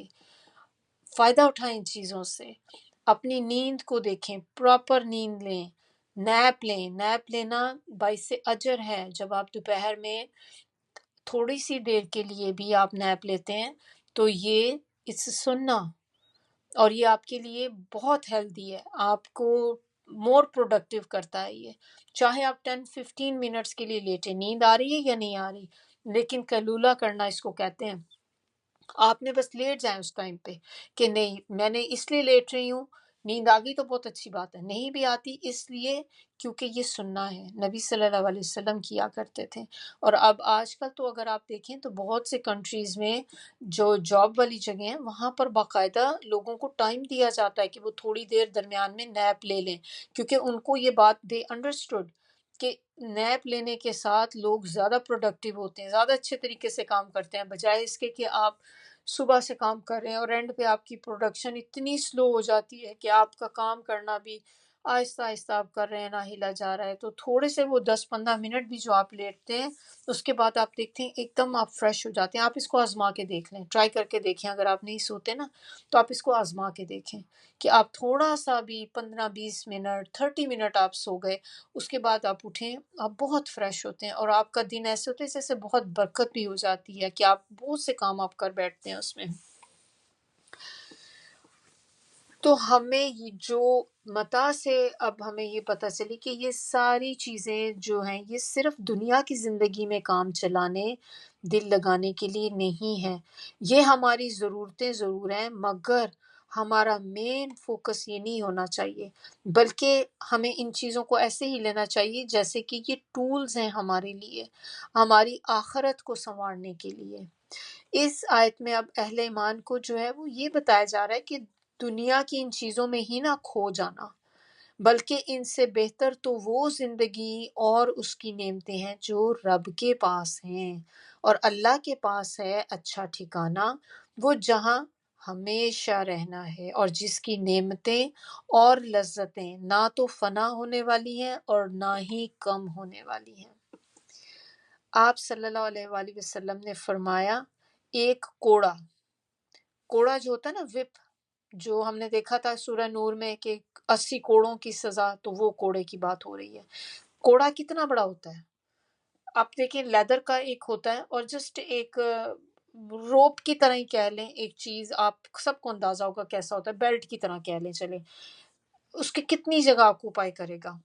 تو نبی صلی اللہ علیہ وسلم نے فرمایا کہ ایک کوڑا ڈالنے کی جگہ جنت میں جو کچھ دنیا میں ہے اس سے زیادہ بہتر ہے۔ آیا نمبر 15، اب اس میں بتایا جا رہا ہے کہ اے نبی، اللہ تعالیٰ نبی صلی اللہ علیہ وسلم کو کہہ رہے ہیں کہ اے نبی صلی اللہ علیہ وسلم آپ کہہ دیجئے کہ میں تمہیں اس سے بہت ہی بہتر چیز بتاؤں۔ اب انداز دیکھیں، یہ کوشچن بھی ہے ایک طرح سے، لیکن کیا سٹائل ہے بات کرنے کا، کہ جب ہم کہتے ہیں نا کہ کیا میں تمہیں اس سے اچھی چیز بتاؤں، ہم بھی جب کبھی آپس میں بات کر رہے ہیں اور بچے کوئی چیز مانگتے ہیں تو کبھی ہم اگر ان کو اس طرح سے کہیں کہ میں آپ کو ایک ایسی چیز بتاؤں جو اس سے بھی زیادہ اچھی ہے اور خوبصورت ہے، بہت اچھی، اس سے بھی بہتر ہے، تو بچے میں کیا ہوگا، ایک دم سے شوق پیدا ہوگا، وہ کہے گا ہاں ہاں جی بتائیے بتائیے مجھے، اور اس سے بہتر کیا چیز ہے، کہ ہر ایک کو ہوتا ہے کہ مجھے اس سے زیادہ خوبتر جو چیز ہے اس کا پتہ چلے۔ تو یہ وہ اس سٹائل میں بات کی جا رہی ہے کہ شوق دلایا جا رہا ہے۔ تو آگے اللہ تعالیٰ کہہ رہے ہیں کہ تقوی والوں کے لیے ان کے رب کے پاس جنتیں ہیں جن کے نیچے نہریں بہتی ہیں، جن میں وہ ہمیشہ رہیں گے، اور یہیں پہ ختم نہیں ہو جائے گا، پاکیزہ بیویاں اور اللہ تعالیٰ کی رضامندی ہے، اور اللہ تعالیٰ اپنے بندوں کو ہر وقت دیکھ رہا ہے۔ تقوی جو ہوتا ہے نا، یہ وہ ایک ڈرائیونگ فورس ہوتی ہے جو آپ کو نیکیوں کی طرف لے کر جاتی ہے، جس سے انسان نیکیوں میں آگے بڑھتا ہے اور گناہوں سے بچتا ہے۔ اور یہ ہمیں ملتا کیسے ہے؟ یہ ہمیں اخلاص سے ملتا ہے، جب آپ کی نیت خالص ہو، اور علم سے ملتا ہے۔ جتنا آپ علم حاصل کرتے جائیں گے اتنا تقوی آپ کے دل میں بڑھتا چلا جائے گا۔ آپ صلی اللہ علیہ وسلم نے ایک حدیث میں فرمایا، صحیح مسلم کی حدیث ہے، کہ اب تم جنت کی نعمتوں میں ہمیشہ رہو گے، کبھی تمہاری نعمتیں ختم نہیں ہوں گی، ہمیشہ صحت مند رہو گے، کبھی تم بیمار نہیں ہوگے، اور ہمیشہ تم جوان رہو گے، کبھی بڑھاپا نہیں آئے گا، اور ہمیشہ زندہ رہو گے، کبھی موت نہیں آئے گی۔ سبحان اللہ۔ اللہ تعالیٰ ہمیں بھی توفیق دے، اللہ ہمیں بھی ان لوگوں میں شامل کر دے کہ ہم بھی جنت میں جائیں، جہنم سے بچ کے اللہ تعالیٰ ہمیں جنت میں لے جائے۔ آمین ثم آمین۔ متقی لوگوں کے لیے اللہ تعالیٰ نے جنت کے سرسبز باغات بنائے ہیں، اور پاکیزہ بیویاں ان کے لیے ہوں گی وہاں پہ۔ ازواج یہ جمع ہے زوج کی، زوج دونوں کے لیے آتا ہے، چاہے وہ شوہر ہو یا بیوی ہو، تو آپ اس کو دونوں کے لیے استعمال کر سکتے ہیں، یعنی کہ شوہر کے لیے اس کی بیوی جو ہے وہ زوج ہے، اور بیوی کے لیے اس کا شوہر جو ہے وہ زوج ہے۔ اب اگر کوئی نیک آدمی ہوگا، یہاں پر جیسے اللہ تعالیٰ نے کہا کہ ان کے لیے پاکیزہ عورتیں ہوں گی، تو اگر کوئی مرد نیک ہے اور اس کی بیوی دنیا میں چلے ہے ہی نہیں، شادی ہی نہیں ہوئی اس کی، تو اب اس کو بیوی کیسے ملے گی؟ تو اس کے لیے کوئی نیک بیوی اس کو وہاں پر مل جائے گی۔ کوئی ایسی بیوی بھی مل سکتی ہے کہ جو کسی اور کی بیوی تھی، اور لیکن اس کا مرد جو تھا وہ نیک نہیں تھا، اب وہ جہنم میں چلا گیا، تو اب وہ عورت کہاں جائے گی؟ تو ایسا مرد جو جس کی کوئی بیوی نہیں تھی، پھر اس کو وہ نیک بیوی مل جائے گی۔ تو اسی طرح اگر کوئی عورت نیک ہو یا مرد نیک ہو، تو اس کو اللہ تعالیٰ جنت میں نیک ہی ان کو آگے زوج ملیں گے۔ تو اگر کسی کی کوئی مرد کی جیسے بیوی ہے، وہ نیک نہیں تھی، جنت میں نہیں جا سکی، تو وہ جہنم میں چلی جائے گی، پھر اس مرد کو کوئی اور نیک عورت مل جائے گی۔ اور اسی طرح عورت کے لیے بھی، کہ عورت کے لیے اگر وہ خود نیک تھی، اس کا مرد نیک نہیں تھا، تو وہ جہنم میں چلا گیا، تو پھر اس عورت کو اللہ تعالیٰ کوئی نیک مرد وہاں پہ اس کو ملے گا۔ اب سم ٹائم یہ بھی ہوتا ہے کہ ہسبینڈ بھی نیک ہے، عورت بھی نیک ہے، اب یہ دونوں نیک ہیں، تو پھر ایسے لوگوں کے لیے اللہ تعالیٰ ان کو جنت میں بھی اکٹھا کر دیں گے، تو دونوں کا اللہ تعالیٰ ساتھ وہاں پر بھی ان کو ملے گا، بشرطے کہ دونوں جنت میں پہنچ جائیں۔ اب اس میں جب اسی طرح سے بات ہو رہی تھی، تو ایک دفعہ پھر کوئی صحابیہ تھی، انہوں نے پوچھا نبی صلی اللہ علیہ وسلم سے کہ اگر ایک عورت جو ہے اس کی ایک سے زیادہ مرد تھے، یعنی کہ جیسے اس کی شادیاں ہو جاتی ہیں نا، سم ٹائم ایک آپ کی شادی ہوئی تو ہسبینڈ کی ڈیتھ ہو گئی، دوسری شادی ہوئی تو دوسرا مرد آپ کے پاس آ گیا، تو پھر اس کے بعد اگر اس شوہر کی بھی ڈیتھ ہو گئی یا ڈیورس ہو گئی فار اینی ریزن، تو اب آپ کی تیسری جگہ شادی ہو گئی، تو اب آپ کی لائف میں جو 2 3 4 مرد جتنے بھی آئے، تو اب چاروں کے چاروں نیک ہیں، اور عورت بھی نیک ہے، اب وہ سارے جنت میں پہنچ گئے، تو اب وہ عورت کس کے ساتھ رہے گی؟ کیونکہ ظاہر ہے وہ چاروں کے ساتھ ایٹ اے ٹائم تو نہیں رہ سکتی نا، تو وہ کس کے ساتھ رہے گی؟ تو پھر اس کے لیے اس کے یہ ہے کہ پھر عورت کو چوائس دی جائے گی کہ ان چاروں میں سے وہ کس کے ساتھ رہنا چاہے گی، جس کے ساتھ رہنا چاہے گی تو اس کے ساتھ ہی اس کو رکھ دیا جائے گا۔ نیکسٹ اس کے اندر ہمیں ایک اور چیز اللہ تعالیٰ نے جہاں بتائی ہے جو بہت ہی خوبصورت چیز ہے، اور وہ چیز اللہ تعالیٰ نے ہمیں جو بتائی ہے وہ یہ ہے کہ یہ ساری نعمتیں تو آپ کو ملیں گی نا، متقیوں کو جنت ملے گی، یعنی کہ جنت کیا ہوتے ہیں؟ باغات ہوتے ہیں نا، تو باغ ملیں گے جن کے نیچے نہریں بہہ رہی ہوں گی، کس کی خواہش نہیں ہوتی؟ یہاں پہ بھی ہم دیکھیں لیک فرنٹ ہاؤسز کتنے مہنگے ہوتے ہیں، اوشن کے پاس جو گھر ہوتے ہیں کتنے مہنگے ہوتے ہیں، بیچ ہومز جو ہوتے ہیں، بیچ ہاؤسز ہیں، کتنی چیزیں وہاں پہ بنائی، اتنے اتنے مہنگے ہوتے ہیں، کیونکہ لوگ پسند کرتے ہیں انسان کو خواہش ہوتی ہے، اچھی لگتی ہیں یہ چیزیں۔ تو ان کے بعد اللہ تعالیٰ نے نیکسٹ چیز پھر کیا تھی کہ ان کو نیک پاکیزہ عورتیں بھی ملیں گی۔ اب یہ ساری چیزیں لے کے انسان کہتا ہے کہ یہی وہ مین چیزیں ہیں جس کی آپ کو ضرورت ہوتی ہے۔ تو اب اس کے بعد اور کسی نعمت کا انسان کے دل میں اتنا خیال آتا نہیں کہ کوئی اور بھی چیز ہے۔ تو اللہ تعالیٰ نے کہا وَرِضْوَانٌ مِّنَ اللَّہِ، اور خوشنودی اللہ کی، کہ ان چیزوں کے بعد یہ وہ نعمت ہے کہ جو انسان جس کا تصور یوزلی نہیں کرتا، اور یہ وہ چیز ہے کہ جو دائمی ہے، ہمیشگی کے لیے ہے۔ اور اس کے بارے میں ایک بڑی خوبصورت ایک حدیث ہے کہ ابو سعید خدری کہتے ہیں آپ صلی اللہ علیہ وآلہ وسلم نے فرمایا اللہ تعالیٰ جنتی لوگوں سے پوچھے گا کیا تم اب خوش ہو؟ تو وہ کہیں گے پروردگار بھلا اب بھی ہم خوش نہ ہوں گے جبکہ آپ نے ہمیں وہ کچھ عطا فرمایا ہے جو اور کسی مخلوق کو نہیں دیا۔ تو اس وقت اللہ تعالیٰ فرمائیں گے اب میں تمہیں وہ نعمت دیتا ہوں جو سب نعمتوں سے افضل ہے۔ وہ پوچھیں گے کہ بھلا ان نعمتوں سے افضل اور کون سی نعمت ہو سکتی ہے؟ تو اللہ تعالیٰ فرمائے گا کہ وہ نعمت میری رضامندی ہے، اب میں اپنی رضامندی تمہارے نصیب کرتا ہوں، اس کے بعد میں کبھی تم سے ناراض نہ ہوں گا۔ سبحان اللہ، سبحان اللہ۔ اللہ تعالیٰ ہمیں بھی ایسے لوگوں میں شامل کر دے کہ جن کے لیے اللہ تعالیٰ یہ بات کہیں۔ اللہ تعالیٰ ہم سے بھی کبھی ناراض نہ ہو۔ اللہ تعالیٰ چلے ہم تو جنت کی خالی بات نہیں کرتے، اللہ ہم سے کبھی دنیا میں بھی نہ ناراض ہوں۔ اللہ ہمیں ایسے کاموں سے بچا لے جو اللہ کی ناراضگی کا سبب بنے، ایسی چیزوں سے بچا لے اللہ تعالیٰ۔ اور اللہ تعالیٰ ہمیں وہاں پر اللہ کی رضامندی حاصل ہو جائے، بلکہ وہاں ہی نہیں، خالی اللہ تعالیٰ کی رضامندی دنیا میں بھی ہمیں چاہیے، آخرت میں بھی چاہیے۔ اللہ تعالیٰ ہمیں ان لوگوں میں شامل کر دے۔ اور اللہ تعالیٰ اپنے بندوں کو خوب دیکھنے والا ہے، اللہ ہر چیز دیکھ رہا ہے کہ ہم کیا کرتے ہیں۔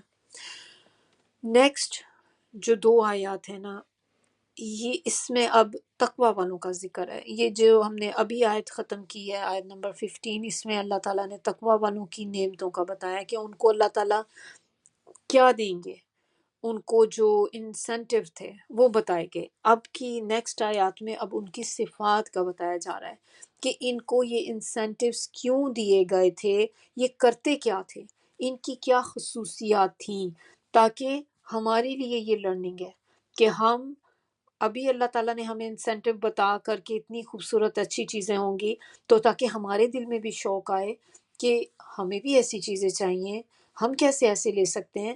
تو اللہ تعالیٰ آگے ہمیں 2 آیات میں بتا رہے ہیں کہ یہ وہ لوگ ہوتے ہیں جنہیں یہ چیزیں ملیں گی جن میں یہ صفات ہوتی ہیں۔ تو اب ہم دیکھتے ہیں ان کو۔ تو آیا نمبر 16 جو ہے یہ دعا ہے بیسیکلی، اور یہ دعا جو ہے اس میں وہ لوگ جو اللہ سے دعا کرتے ہیں کہ اے پروردگار ہم ایمان لے آئے، سو ہم کو ہمارے گناہ معاف فرما اور دوزخ کے عذاب سے محفوظ رکھ۔ تو یہ کون لوگ دعا مانگ رہے ہیں؟ یہ متقی لوگ دعا مانگ رہے ہیں۔ پیچھے کے جو ہم نے آیت میں دیکھے تھے یہ وہ لوگ ہیں، اب یہ اللہ سے دعا کر رہے ہیں، اور یہ وہ لوگ ہیں جو اللہ کے حکم کی پابندی کرتے ہیں، زندگی کے ہر لمحہ میں حلال اور حرام کی تمیز رکھتے ہیں۔ یہ سارا کچھ کرنے کے بعد وہ اللہ سے دعا کر رہے ہیں کہ اللہ تعالیٰ ہماری گناہوں کو معاف کر دے، کیونکہ ہم نے دیکھا تھا نا کہ متقی لوگوں کے لیے اللہ تعالیٰ نے کہا یہ چیزیں، اور متقی تبھی تو ہیں کیونکہ ان کے دل میں تقوی ہے۔ تو تقوی والے لوگ اللہ سے دعا کریں کہ اللہ تعالیٰ ہمارے گناہوں کو معاف فرما دے اور ہمیں عذاب سے بچا لے۔ تو اللہ تعالیٰ ہمیں بھی متقیوں میں شامل کرے کہ ہم بھی ان لوگوں میں ہو جائیں۔ اور یہ ہیں وہ لوگ جنہیں رضوان من اللہ ملے گا، جن کو اللہ تعالیٰ جن کو اپنی رضا دیں گے۔ تو ہمیں کتنی زیادہ ضرورت ہے اس چیز کی کہ ہم بھی ہر وقت اللہ سے دعا کریں، یا جب بھی ہم کوشش کریں ہمیں یاد آئے کہ اللہ سے دعا کریں، اپنے گناہوں کی معافی مانگیں، سوچ سوچ کے جو گناہ ہم نے کیے ہیں ماضی میں، جو کر رہے ہیں، کچھ ایسے کنٹینیوس گناہ ہوتے ہیں نا، ہم کرتے ہی چلے جا رہے ہوتے ہیں، کچھ ہمارے جیسے عادات ایسی ہوتی ہیں، جھوٹ بولنا، بہت سی چیزیں ایسی ہوتی ہیں جو ہم سٹل کر رہے ہوتے ہیں، تو اللہ تعالیٰ سے گناہوں کی معافی مانگیں۔ 17 آیت جو ہے، اب اس میں جو صبر کرنے والے ہیں، سچ بولنے والے ہیں، فرما برداری کرنے والے، اور اللہ کی راہ میں خرچ کرنے والے، اور پچھلی رات میں بخشش مانگنے والے ہیں۔ تو اس آیت میں متقیوں کی 5 صفات کا ذکر آ رہا ہے کہ یہ صفات ان میں ہوتی ہیں۔ سب سے پہلی صفت ان کی جو ہے وہ ہے صبر، صبر کرنے والے ہیں۔ صبر جو ہوتا ہے نا، یہ 2 طرح سے ہوتا ہے۔ ایک تو وہ صبر ہوتا ہے کہ جیسے جب انسان کے اوپر کوئی آزمائش آتی ہے، کوئی مصیبت آتی ہے، تو آنے پر آپ نے جزا فضا نہیں کرنا، گلہ شکوہ نہیں کرنا، اور اس کو اللہ کی خاطر خوش دلی سے برداشت کیا جائے۔ یہ صبر ہوتا ہے کہ آپ نے اپنے منہ سے کوئی ایسی بات نہیں نکالنی جو اللہ کی ناراضگی کا سبب بن جائے۔ دوسری چیز جو صبر میں آتی ہے وہ ہوتی ہے کہ استقامت، دین کی راہ میں پیش آنے والی مشکلات اور مصائب کو خوش دلی سے برداشت کرتے ہوئے آگے بڑھتے چلے جانا، جمے رہنا۔ کوئی کام جو آپ نے شروع کیا ہے نا، تو بس اب آپ کو تکلیفیں بھی آئیں گی، آپ کے لیے ہرڈلز ہوں گی کافی ساری، لیکن آپ نے بس اپنے راستے پر چلتے ہی جانا ہے کہ آپ کو پتہ چل گیا کہ یہ راستہ صراط مستقیم کی طرف جاتا ہے، یہ صراط مستقیم ہے، جنت کی طرف لے کر جاتا ہے، تو ہم نے اس کے اوپر جمے رہنا ہے۔ آپ کی سپیڈ چاہے زیادہ ہو چاہے کم ہو، اس سے کوئی فرق نہیں پڑتا، as long as you are on the track, that is the most important thing جو میٹر کرتی ہے۔ تو جب ہم نے ٹریک ہی چھوڑ دیا، ہم نے کوئی ایگزٹ لے لیا، تو پھر یہ چیز ہمیں نہیں ملے گی۔ تو اس کے اوپر صبر کرنا کہ بس میں نے اب ارادہ کر لیا ہے، میں نے حفظ کر رہی ہوں، کوئی بھی سورہ اگر کر رہی ہوں، تو اگر مجھ سے نہیں بھی کی جا رہی تو چلے میں ایک ورڈ ہی کر لوں، یہ تو ہم کر سکتے ہیں نا آسانی کے ساتھ۔ ہم کہتے ضرور ہیں کہ نہیں مجھ سے ہوتا نہیں ہے، تو کیا ہم 1 یا 2 لفظ بھی یاد نہیں کر سکتے؟ کوشش کریں، جتنی کوشش، جتنی کیپیسٹی اللہ تعالیٰ نے آپ کو دی ہے کریں۔ اسی طرح یہ تفسیر ہم کرتے ہیں، ترجمہ کرتے ہیں، ترجمہ یاد کریں، 1 لفظ یاد کر لیں ترجمہ اس کا، 2 کر لیں، آپ سب کر سکتے ہیں۔ بلیو می، آپ میں ہم سب کر سکتے ہیں۔ ہم اتنے بھی نہیں ہیں کہ ہم بالکل ہی جاہل ہیں، ہمیں عقل ہی نہیں، ریٹارڈڈ ہیں، ہم کچھ سوچ نہیں سکتے۔ ہماری عقلیں ہیں، لیکن یہ کہ یوز کہاں کر رہے ہیں ہم، اس کو لگائیں، استعمال میں لے کر آئیں یہاں پر۔ تو ہر قسم کے جو برے اچھے حالات ہیں ان میں استقامت دکھانا، یہ صبر ہے۔ اور صبر، اگر آدمی میں صبر نہ ہو تو وہ ایسے ہی آپ کہہ لیں کہ جیسے وہ شکر ادا نہیں کرتا، شکر کا حق ادا نہیں کرتا، کیونکہ دین جو ہے وہ نصف شکر ہے۔ اور صبر کے ساتھ انسان تبھی صابر ہوگا نا، صبر کرے گا جب اس کے اندر شکر گزاری ہوگی۔ اگر آپ کے دل میں شکر گزاری ہی نہیں ہے تو پھر وہ انسان کبھی ان چیزوں پہ صبر نہیں کر سکتا، پھر وہ گلے شکوے کرنے لگ جائے گا۔ تو اس سے پھر آپ کو پتہ چل جاتا ہے کہ کوئی بندہ ہر وقت گلہ شکوہ کیے جا رہا ہے تو وہ بندہ ناشکرا ہے۔ صبر 3 طرح کا ہوتا ہے۔ پہلے میں نے آپ کو بتائی تھی 2 چیزیں صبر کی جو ہوتی ہیں، تو اب صبر کی ٹائپس آپ دیکھ لیں کہ کن کن چیزوں پہ ہم صبر کر سکتے ہیں۔ جیسے ایک ان میں ہوتا ہے کہ نیکیوں پر صبر کرنا، ثابت قدمی سے اپنے آپ کو جمائے رکھنا، جو نیکی کا آپ نے ارادہ کیا ہے آپ کر رہے ہیں، آپ کے لیے مشکلات بھی آئیں گی، کیونکہ ظاہر ہے شیطان ہر وقت آپ کے پیچھے ہوگا کہ کسی طرح اس کو اس نیکی سے باز رکھوں، لیکن آپ نے اپنے آپ کو جمائے رکھنا ہے کہ نہیں، میں نے اب اس کام کا ارادہ کیا ہے تو مجھے یہ کام کرنا ہی ہے۔ ٹھیک ہے، کبھی میری سپیڈ زیادہ ہو جائے گی، کبھی سلو بھی ہو جائے گی، کبھی بالکل سٹاپ بھی لگ جائے گا ایک طرح سے کہ جیسے آپ 1-2 دن بالکل بھی آپ نہیں کر پائے، لیکن آپ نے اپنا راستہ نہیں چھوڑنا، آپ نے چلتے ہی چلے جانا ہے۔ آپ کو رینگنا بھی پڑے گا، سم ٹائم آپ ایسے ہی جیسے کرول کر رہے ہیں، لیکن آپ نے اس راستے کو نہیں چھوڑنا، کیونکہ جب آپ نے وہ راستہ چھوڑ دیا تو سب کچھ ختم ہو گیا۔ تو ثابت قدمی سے اپنے آپ کو نیکیوں پر جمائے رکھنا۔ دوسری چیز اس کے اندر صبر میں جو آتی ہے کہ گناہوں پر صبر۔ اب گناہوں پہ صبر کیسے ہوتا ہے؟ کہ جیسے آپ اپنے آپ کو روکے رکھیں برائی اور گناہوں سے۔ بہت زیادہ ٹمپٹیشن ہو رہی ہیں، آپ کو بہت دل کر رہا ہے کہ آپ بھی یہ کام کریں، آپ ایسے کپڑے پہنیں، آپ بھی اس گیدرنگ میں جائیں، شادی پہ بہت دل چاہ رہا ہے آپ کا جانے کا، لیکن آپ کو پتہ ہے کہ وہاں پر میوزک بھی ہوگا، ڈانس بھی ہوگا، مکس گیدرنگ بھی ہوگی، اور اب تو آج کل ایک بہت بڑا فتنہ جو چلا ہوا ہے کہ وہاں پر وائن بھی سرو کی جاتی ہے۔ ایون ہمارے اپنے مسلمان کنٹریز میں بھی شادیوں میں ڈرنکس رکھے جاتے ہیں اس طرح کے۔ تو اگر آپ کو پتہ ہے یہ چیزیں اور آپ کا بہت دل چاہ رہا ہے، لیکن اس کے باوجود آپ اپنے آپ کو پھر کہتے ہیں کہ نہیں، یہ اللہ کی نافرمانی کے کام ہے، میرا دل ضرور کر رہا ہے ایسی شادی پہ جانے کو، لیکن میں اس وجہ سے نہیں جاؤں گی کیونکہ اس میں یہ کام ہے جو اللہ کی نافرمانی کا سبب ہے، تو آپ اپنے آپ کو روک لیتے ہیں۔ تو یہ ہے گناہوں پر صبر۔ یا جیسے کسی کو سموکنگ کی عادت ہے، اب اس نے ڈیسائیڈ کیا کہ میں نے آج کے بعد سموک نہیں کرنا، اب میں بالکل بس میں نے چھوڑ دینا اس چیز کو۔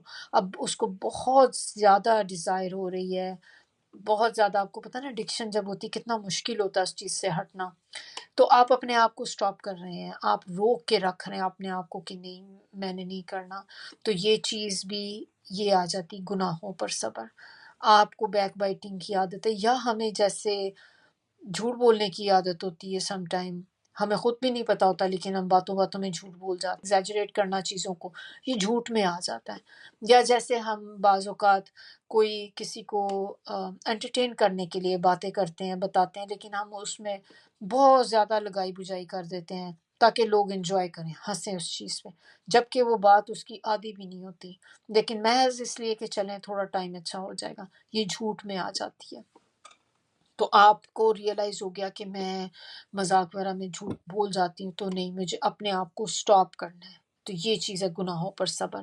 پھر تھرڈ چیز اس کے اندر صبر میں کیا آ جاتی ہے کہ حالات کے اوپر صبر کرنا۔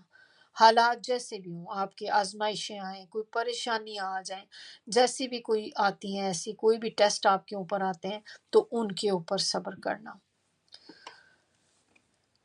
دوسری چیز اس میں جو کوالٹی ان کی بتائی گئی متقی لوگوں کی، وہ ہے صدق، کہ وہ سچے ہوتے ہیں، صادق ہوتے ہیں، اور اس کے معنی جو ہیں وہ سچائی اور سچ بولنے اور راست بازی کے ہیں۔ زبان، دل اور عقیدہ، قول و عمل، ظاہر باطن، اس میں یکساں ہو۔ ایسا نہ ہو کہ آپ کی ان چیزوں میں ڈفرینس ہو، کہ جس طرح سے وہ ہے وہ بالکل ایز اٹ از ہی آپ اس چیز کو بیان کرتے ہیں، جس طرح سے وہ واقعہ ہوتی ہے۔ تو اسی سے آپ نے ایسا نہیں کہ آپ کے دل میں کچھ ہے، زبان پہ کچھ ہے، اور آپ کا قول کچھ کہہ رہا ہے، عمل آپ کا کچھ کہہ رہا ہے، ظاہر میں کچھ ہے، باطن میں کچھ ہے، بلکہ یہ چیزیں ایک جیسی ہوتی ہیں۔ ایسا نہیں ہے کہ آپ خود سچ بولتے ہیں لیکن معاملات آپ کے ہیں نہیں ایسے، معاملات میں آپ کچھ اور کر رہے ہوتے ہیں کام۔ تو سچ بولنے والا اور اپنے تمام معاملات میں راست باز ہو، بد عہدیوں اور فریب کاریوں سے بھی بچنے والا ہو۔ ایسا نہ ہو کہ آپ یہ، ویسے تو میں سچ بولتی ہوں، ہم کوشش کرتے ہیں کہ ہم سچ بولیں، سچ بول رہے ہیں، لیکن ہمارے جو تعلقات ہیں، ہماری جو ڈیلنگز ہیں لوگوں کے ساتھ، اس میں ہم جو ہے وعدے کا پاس نہیں رکھتے، پھر ہم لوگوں کو چیٹ بھی کرتے ہیں، تو پھر ایسے لوگ سچوں میں شامل نہیں ہو سکتے۔ یہ وہ لوگ ہیں جو لوگوں کے ساتھ بھی سچے ہیں۔ تو جھوٹ بولنا چھوڑ دیں، اگر ہم لوگ مذاق میں بھی کبھی جھوٹ بولتے ہیں تو ہمیں ان چیزوں کو چھوڑ دینا چاہیے اگر ہم بھی چاہتے ہیں کہ ہم بھی صادق ہوں۔ تھرڈ ان کی کوالٹی جو ہے وہ قنوت ہے، اور قنوت جو ہے یہ اپوزٹ ہے غرور کا، تکبر کا، جو ایروگینٹ ہوتے ہیں نا لوگ، اس کا اپوزٹ ہے یہ قنوت۔ اور ایسے ہی ہے کہ جیسے اللہ تعالیٰ کے لیے یکسو ہو کر عبادت کرنا، جب اللہ تعالیٰ کی نعمتوں کو آپ ریکگنائز کرتے ہیں نا، اور اللہ کی عظمت کو ریکگنائز کرتے ہیں، تو اس کے احساس سے انسان کے اندر یہ والی کوالٹی پیدا ہوتی ہے، اور ہر حالت میں مومن اللہ کی طرف متوجہ رہتا ہے۔ یہ عقل اور دل اور انکساری سے پیدا ہوتی ہے، یعنی کہ عقل کے اور دل کے جب آپ اس سے سوچتے ہیں نا اللہ کے بارے میں، اللہ کی نعمتوں کے بارے میں، اور اپنے اندر اپنے آپ کو آپ عاجز کر لیتے ہیں، تو اس سے یہ پیدا ہوتی ہے۔ اور اس کے اندر کیا ہوتا ہے، جیسے ہم نے وہ دیکھا تھا سورہ بقرہ میں کہ سمعنا و اطعنا، تو یہ وہ لوگ ہوتے ہیں جو قانت ہوتے ہیں، جو یہ کہتے ہیں کہ ہم نے سنا اور ہم نے اطاعت کی اللہ کی۔ اور قانت کے اندر کیا چیز آ جاتی، قانت کے اندر وہ بھی ہوتا ہے کہ جو ایسا بندہ کہ جو اشارے کو بھی سمجھ جائے، کہ آپ نے بس تھوڑا سا اشارہ ہی اس نے آپ کا دیکھا اور وہ بات سمجھ گیا اور اسی وقت وہ حکم کو بجا لائے۔ اور یہ جو ہوتی ہے نا اطاعت گزاری، فرما برداری، یہ ان بورن نہیں ہوتی، اس کے ساتھ ہم پیدا نہیں ہوتے، یہ ہمیں اپنے اندر پیدا کرنی پڑتی ہے، اس کی ٹریننگ کرنی پڑتی ہے ہمیں۔ تو اللہ کے حکموں کو مانیں، جہاں رہتے ہیں وہاں کے لاز کو مانیں، جس جگہ پہ رہتے ہیں، اور چاہے وہ کوئی آپ اسلامک کنٹری میں ہیں یا آپ نان مسلم کنٹری میں ہیں، جہاں پر اب آپ رہ رہے ہیں، یہ ہم پہ لازم ہے کہ ہم وہاں کے لاز کو اوبے کریں، کیونکہ اگر ہم چاہتے ہیں کہ ہم بھی قانت ہوں تو پھر ہمیں یہ سارے کام کرنے پڑیں گے، اللہ کا بھی فرما بردار ہونا پڑے گا، اور ہمیں اپنے اندر سنسیریٹی لے کے آنی پڑے گی کہ جس جگہ پہ بھی ہم رہ رہے ہیں ہم نے یہ کام کرنے ہیں، یہ لاز کو فالو کرنا ہے۔ ایسا نہیں ہے کہ آپ اپنی مرضی چلانی شروع کر دیں، اب رہ تو یہاں پہ رہے ہیں، ڈرائیو بھی کریں، لیکن رول آپ ان کے نہیں مانیں گے۔ جب کہیں آپ نے دیکھا اکیلے رات میں آپ آ رہے ہیں اور سگنل آپ کا ریڈ ہو گیا یا آپ سٹاپ سائن کے قریب پہنچے لیکن وہاں پہ کوئی گاڑی نہیں ہے، تو آپ نکل جائیں کہ میں کیوں روکوں، ٹھیک ہے، آپ کو کوئی نہیں دیکھ رہا، لیکن ہم نے اس سے پچھلی آیت میں کیا دیکھا تھا کہ اللہ تعالیٰ نے کہا اللہ تعالیٰ سب کو دیکھنے والا ہے، سب کو دیکھ رہا ہے اللہ تعالیٰ، کوئی دیکھے یا نہ دیکھے اللہ تو دیکھ رہا ہے نا۔ تو ہم نے یہ کام نہیں کرنے، جو کوئی بھی ایسا کام جس میں انسان کو اپنے دل میں کھٹک محسوس ہو۔ اور اچھا ایک مجھے نا ایک وہ یاد آ رہی ہے حدیث ایک نبی صلی اللہ علیہ وسلم کی، یہ سچے ہم نے جو دیکھا نا صادق کے بارے میں، تو صادق سے ہی ریلیٹڈ تھی ایک حدیث ہے، وہ میں آپ کے ساتھ شیئر کر لیتی ہوں، بخاری کی حدیث ہے۔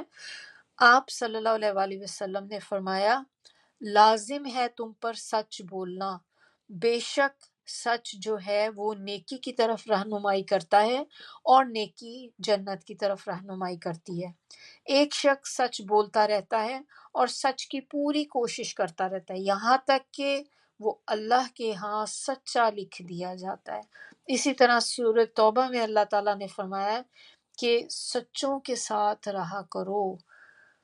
تو جھوٹ جو ہے نا، یہ جھوٹ بولنا یہ منافق کی صفت ہے۔ نبی صلی اللہ علیہ وسلم نے جب منافق کی کوالٹیز بتائی تھی تو ان میں ایک جھوٹ بھی تھا۔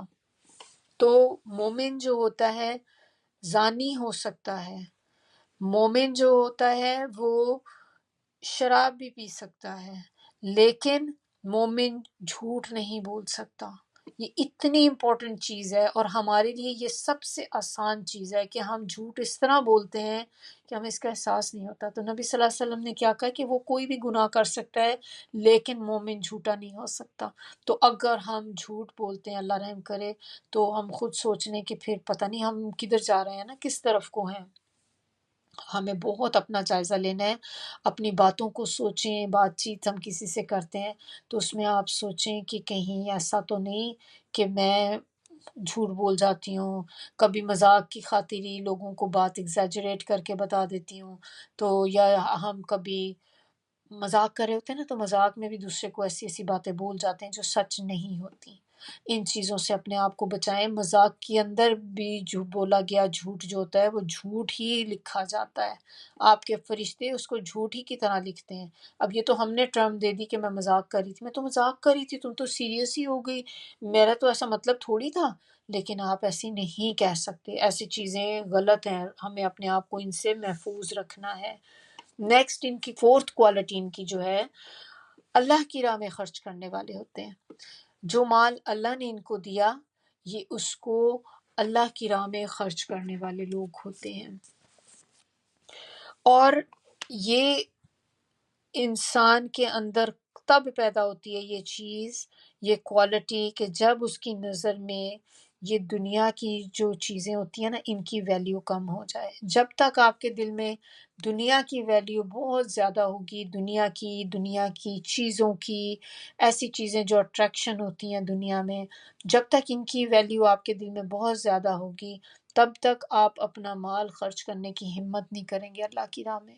تو آپ کو ہوگا کہ نہیں، یہ پیسہ تو میں نے اس کے لیے جمع کیا ہے، یہ پیسہ مجھے اس کے لیے چاہیے، ابھی میں کیسے اللہ کی راہ میں اس طرح دے سکتا ہوں۔ جب آپ کے دل میں دنیا کی محبت ختم ہو جائے گی، کم ہو جائے گی، تو پھر آپ دیکھیں کہ تبھی انسان جو ہے آگے اپنی آخرت کی فکر میں لگ جاتا ہے کہ نہیں، مجھے اب اپنی آخرت کے لیے بھی کچھ کرنا ہے۔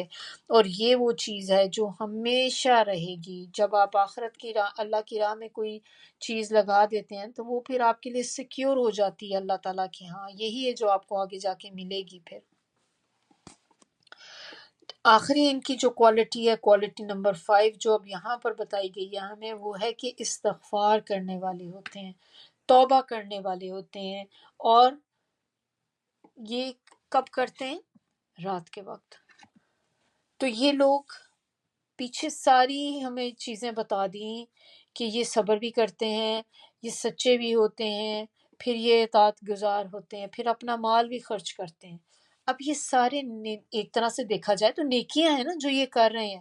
تو اگر اتنی نیکیاں کرنے کے بعد کیا انسان کے اندر ایٹیٹیوڈ آتا ہے کہ انسان جو ہوتا ہے وہ پھولے نہیں سماتا۔ میں نے تو کوشش کر کر کے اپنی زندگی سے جھوٹ ختم کر دیا، اپنی برائیوں کو ختم کر دیا، میں اب اللہ کی فرما برداری بھی کرتی ہوں، میں صبر بھی کرتی ہوں، اور میں اللہ کی راہ میں بھی خرچ کرتی ہوں، میں تو بہت اچھے کام کر رہی ہوں۔ تو ہم اس کے بعد ہم کبھی تصور نہیں کرتے اس چیز کا کہ مجھے پھر بھی اللہ تعالیٰ سے توبہ کرنی ہے۔ یہ لوگ کیا کرتے ہیں کہ اتنی ساری نیکیاں کرنے کے بعد اپنی سیلف ٹریننگ، سیلف پیوریفیکیشن، جو اپنی اصلاح کر رہے تھے، ساری اصلاح کرنے کے بعد بھی اللہ سے استغفار کرتے ہیں، اور رات کے بہترین ٹائم میں، رات کے وقت کرتے ہیں۔ اور رات کا وقت جو ہوتا ہے وہ کون سا بہترین ہوتا ہے؟ سب سے وہ جو رات کا آخری ٹائم ہوتا ہے، جو آخری تھرڈ ہوتا ہے نا نائٹ کا، سب سے بہترین ٹائم ہوتا ہے۔ تو آپ صلی اللہ علیہ وسلم نے فرمایا، بخاری کی حدیث ہے، کہ اللہ تعالیٰ رات کے آخری حصے میں آسمان دنیا پر نزول فرماتا ہے اور آواز لگاتا ہے کہ کون ہے جو مجھ سے دعا کرتا ہے کہ میں اس کی دعا قبول کروں، کون ہے جو مجھ سے مانگتا ہے کہ میں اسے عطا کروں، کون مجھ سے گناہوں کی بخشش چاہتا ہے کہ میں اس کے گناہ بخش دوں۔ اور یہ ہر رات ہوتا ہے اس طرح سے۔ اس وقت جب آپ رات کو، اللہ تعالیٰ آپ کو توفیق دے، آپ لوگ جو اٹھتے ہیں تہجد میں، اگر نہیں اٹھتے تو کوشش کریں کہ ہم لوگ بھی اس ٹائم پہ اٹھیں۔ آپ ارادہ کریں، کوشش کریں، اللہ تعالیٰ آپ کی کوشش دیکھتا ہے، اور انشاءاللہ ایک دن آپ پہنچ جائیں گے وہاں پر۔ تو جب آپ تہجد میں اٹھیں، یا نہیں آپ سے اٹھا جاتا تو آپ فجر کے لیے تو اٹھتے ہیں نا، تو کوشش کریں کہ آپ فجر سے 5-10 منٹ پہلے کا الارم سیٹ کر لیں، تو وہ آپ کا تہجد کا ہی ٹائم ہوتا ہے۔ تو جو اذان کا ایکچوئل ہونے کا، فجر کا جو سٹارٹنگ ٹائم ہے، اس سے 10 منٹ پہلے بھی اگر آپ اٹھ جاتے ہیں، وضو کریں، بس اگر 2 نفل بھی آپ لائٹ سے پڑھ لیں تو آپ کی تہجد کا ہو گیا۔ آپ اس طرح کر کے آپ پھر آہستہ آہستہ ڈیوریشن اس کی بڑھاتے جائیں۔ سب سے پہلے آپ نے اپنے آپ کو اس ٹائم پہ اٹھانے کی ایک عادت ڈالنی ہوتی ہے۔ اور وہ لوگ آپ میں سے جو اٹھتے ہیں، تو ماشاءاللہ ماشاءاللہ جو اٹھتے ہیں جو تہجد میں، تو اللہ تعالیٰ آپ کو استقامت عطا کرے۔ تو آپ نے کوشش کرنی ہے کہ اس ٹائم میں آپ کم از کم 100 ٹائم استغفار ضرور کریں، کیونکہ اس وقت کا کیا گیا استغفار جو ہے بہت امپورٹنٹ ہے۔ اس کو آپ آگے بھی پڑھیں گے اس چیز کو۔ تو اس وقت اللہ تعالیٰ سے اپنے گناہوں کو یاد کر کر کے ان کی معافی مانگیں کہ اللہ تعالیٰ مجھ سے یہ گناہ بھی ہو گیا تھا، میں نے فلاں ٹائم پہ یہ گناہ کیا تھا، جو جو گناہ آپ کو یاد آتے ہیں۔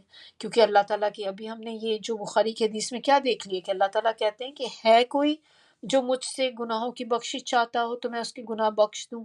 تو اگر ہمیں ہمارے گناہ ستاتے ہیں، ہمیں افسوس ہوتا ہے کہ ہم نے اس وقت یہ کام کیا تھا، تو یہ بہترین وقت ہے کہ اللہ تعالیٰ سے اس وقت اپنے گناہوں کی بخشش مانگیں۔ اب دیکھیں کہ یہاں پر بتا رہے ہیں کہ ہم تو متقی کی خصوصیات پڑھ رہے تھے نا، صفات پڑھ رہے تھے، تو متقی استغفار کرتے ہیں. تو استغفار تو ہم تب کرتے ہیں نا جب ہم سے کوئی گناہ ہو جاتا ہے. تو اس کا مطلب کہ متقی لوگ بھی گناہ کر سکتے ہیں، ایسا تو نہیں کہ متقیوں سے گناہ نہیں ہوگا. تو انسان ہے اور انسان کبھی بھی سلپ ہو سکتا ہے اور گناہ ہو جاتے ہیں انسان سے، ورنہ تو پھر ہم فرشتے بن جائیں نا، کہ اگر انسان بالکل ہی گناہوں سے پاک ہو جائے تو پھر تو فرشتہ بن گیا. فرشتے ہی ہیں جو کوئی گناہ نہیں کرتے، تو انسان ہے. تبھی تو اللہ تعالیٰ نے ہمیں قرآن میں جگہ جگہ ایسی دعائیں بتائی ہیں جو استغفار والی دعائیں ہیں، کہ جس سے انسان اللہ سے معافی طلب کرتا ہے. اسی میں آپ دیکھیں وہ لا الہ الا انت سبحانک انی کنت من الظالمین، یہ بھی استغفار ہے. سید الاستغفار بھی اللہ تعالیٰ نے ہمیں بتایا. تو یہ ساری چیزیں کس لیے؟ یہ نان مسلمس کو تو نہیں بتائی جا رہی نا، کہ کیونکہ تم گناہ کرتے ہو تو یہ دعائیں تمہارے لیے ہیں، باقیوں کے لیے نہیں، کیونکہ وہ تو آلریڈی نیک ہو گئے. یہ ہمیں بتائی جا رہی ہیں قرآن میں جو دعائیں، یہ ہم لوگوں کو بتائی جا رہی ہیں نا. تو اسی لیے کیونکہ اللہ تعالیٰ کو پتہ ہے کہ انسان ہے، غلطی کر بیٹھیں گے، گناہ بھی ہو جائے گا، لیکن جو غلطی ہوتی ہے آپ کو، جو متقی بندہ ہوتا ہے، وہ ایسی کوئی سلپ بھی ہو جائے، کوئی گناہ بھی کر بیٹھے، تو پھر کیا ہوتا ہے کہ وہ جو اس کے دل میں تقویٰ ہوتا ہے، اس کی وجہ سے وہ فوری اپنی غلطی کو ریئلائز کر لیتا ہے. اس کو احساس ہو جاتا ہے اس چیز کا کہ میں نے غلطی کر دی ہے. آپ نے کوشش کر رہے تھے بہت زیادہ آپ کہ میں نے بیک بائٹنگ نہیں کرنی، اور اس کے باوجود ایک دن آپ سے ہو گئی، آپ بات کر رہی تھی کسی سے اور آپ سے غیبت ہو گئی، لیکن آپ کو اسی وقت، آپ جیسے ہی آپ کے منہ سے نکلی، آپ کو احساس ہو گیا کہ میں نے بہت بڑا گناہ کر دیا، مجھے نہیں کرنا چاہیے تھا، تو میں نے غیبت کر دیا. تو یہ جو احساس ہوتا ہے نا انسان کو، جو فوری آتا ہے، آپ کو بعد میں بھی فیل ہوتا رہتا ہے، یہ چیز آپ کے تقویٰ کی وجہ سے آتی ہے. تو وہ بندے جو متقی ہوتے ہیں وہ گناہ کرتے ہیں، لیکن ان کو فوری گناہ کا، اپنی غلطی کا احساس ہو جاتا ہے، اور پھر نیکسٹ یہ کیا کرتے ہیں کہ جب ان کو احساس ہو جاتا ہے تو پھر فوری اللہ کی طرف رجوع کرتے ہیں، اللہ سے توبہ کرتے ہیں. اور تھرڈ چیز یہ لوگ کیا کرتے ہیں کہ رات میں خاص طور پر اٹھ کر استغفار اور عبادت کرتے ہیں. اچھا، صرف رات ہی میں کیوں؟ یہ کیوں کہا گیا کہ رات کے ٹائم میں استغفار کرتے ہیں؟ اس وقت کرنے کا اس لیے کیونکہ اس ٹائم میں جو آپ عبادت کرتے ہیں نا، اس میں دکھاوا نہیں ہوتا، آپ کے پاس ارد گرد لوگ نہیں ہوتے جو آپ کو دیکھ رہے ہیں، یہ صرف آپ اور اللہ جانتا ہے، یہ آپ کے اور اللہ کے درمیان ہوتی ہے. تو کبھی آپ وہ لوگ جو تہجد میں اٹھتے ہیں، تو آپ نے دیکھا ہے نا کہ سب لوگ سو رہے ہوتے ہیں، آپ اٹھتی ہیں، آپ اٹھ کے تہجد پڑھتی ہیں، آپ اور آپ کا اللہ، بس یہ دو ہی ہوتے ہیں، باقی سب کسی کو نہیں پتا آپ صبح میں اٹھتی ہیں نہیں اٹھتی. جبکہ ہم دن کی نمازیں جب پڑھ رہے ہوتے ہیں تو ہمارے ارد گرد کتنے، ہمارے گھر میں اپنے ہی لوگ پھر رہے ہوتے ہیں، تو لوگوں کو پتا ہوتا ہے کہ ہاں یہ نماز پڑھ رہی ہے، زور کی نماز پڑھ رہی ہے، عصر کی پڑھ رہی ہے. لیکن جو تہجد کا ٹائم ہوتا ہے، اس میں کسی کو کچھ نہیں پتا ہوتا کہ آپ نے کیا کیا اس ٹائم میں بیٹھ کے. اب یہ دیکھیں کہ تھوڑا سا ڈفرینس اس میں دیکھ لیتے ہیں کہ اگر متقی ہے وہ بھی گناہ کرتا ہے، اب اسی طرح جو منافق ہوتا ہے تو وہ بھی گناہ کرتا ہے، تو پھر فرق کیا رہ گیا دونوں میں؟ دونوں ہی گناہ کر رہے ہیں، وہ متقی ہو کے بھی گناہ کر رہا ہے، منافق ہو کے بھی گناہ کر رہا ہے.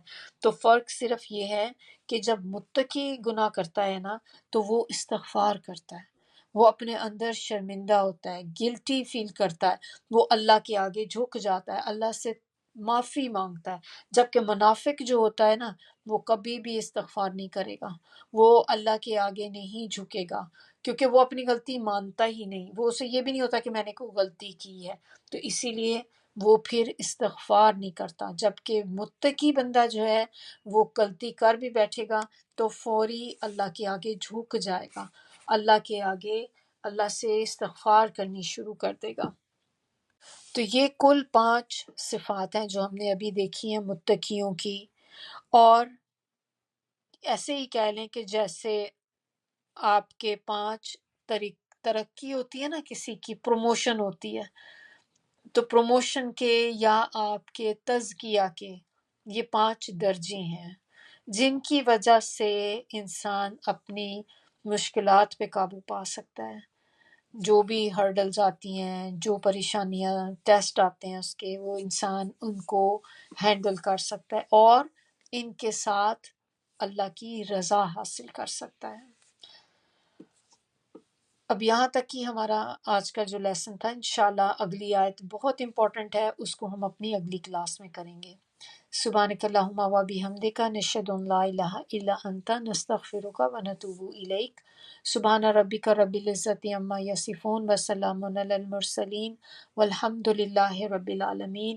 ربنا تقبل منا انک انت السمیع العلیم وتب علینا انک انت التواب الرحیم۔ السلام علیکم ورحمۃ اللہ وبرکاتہ۔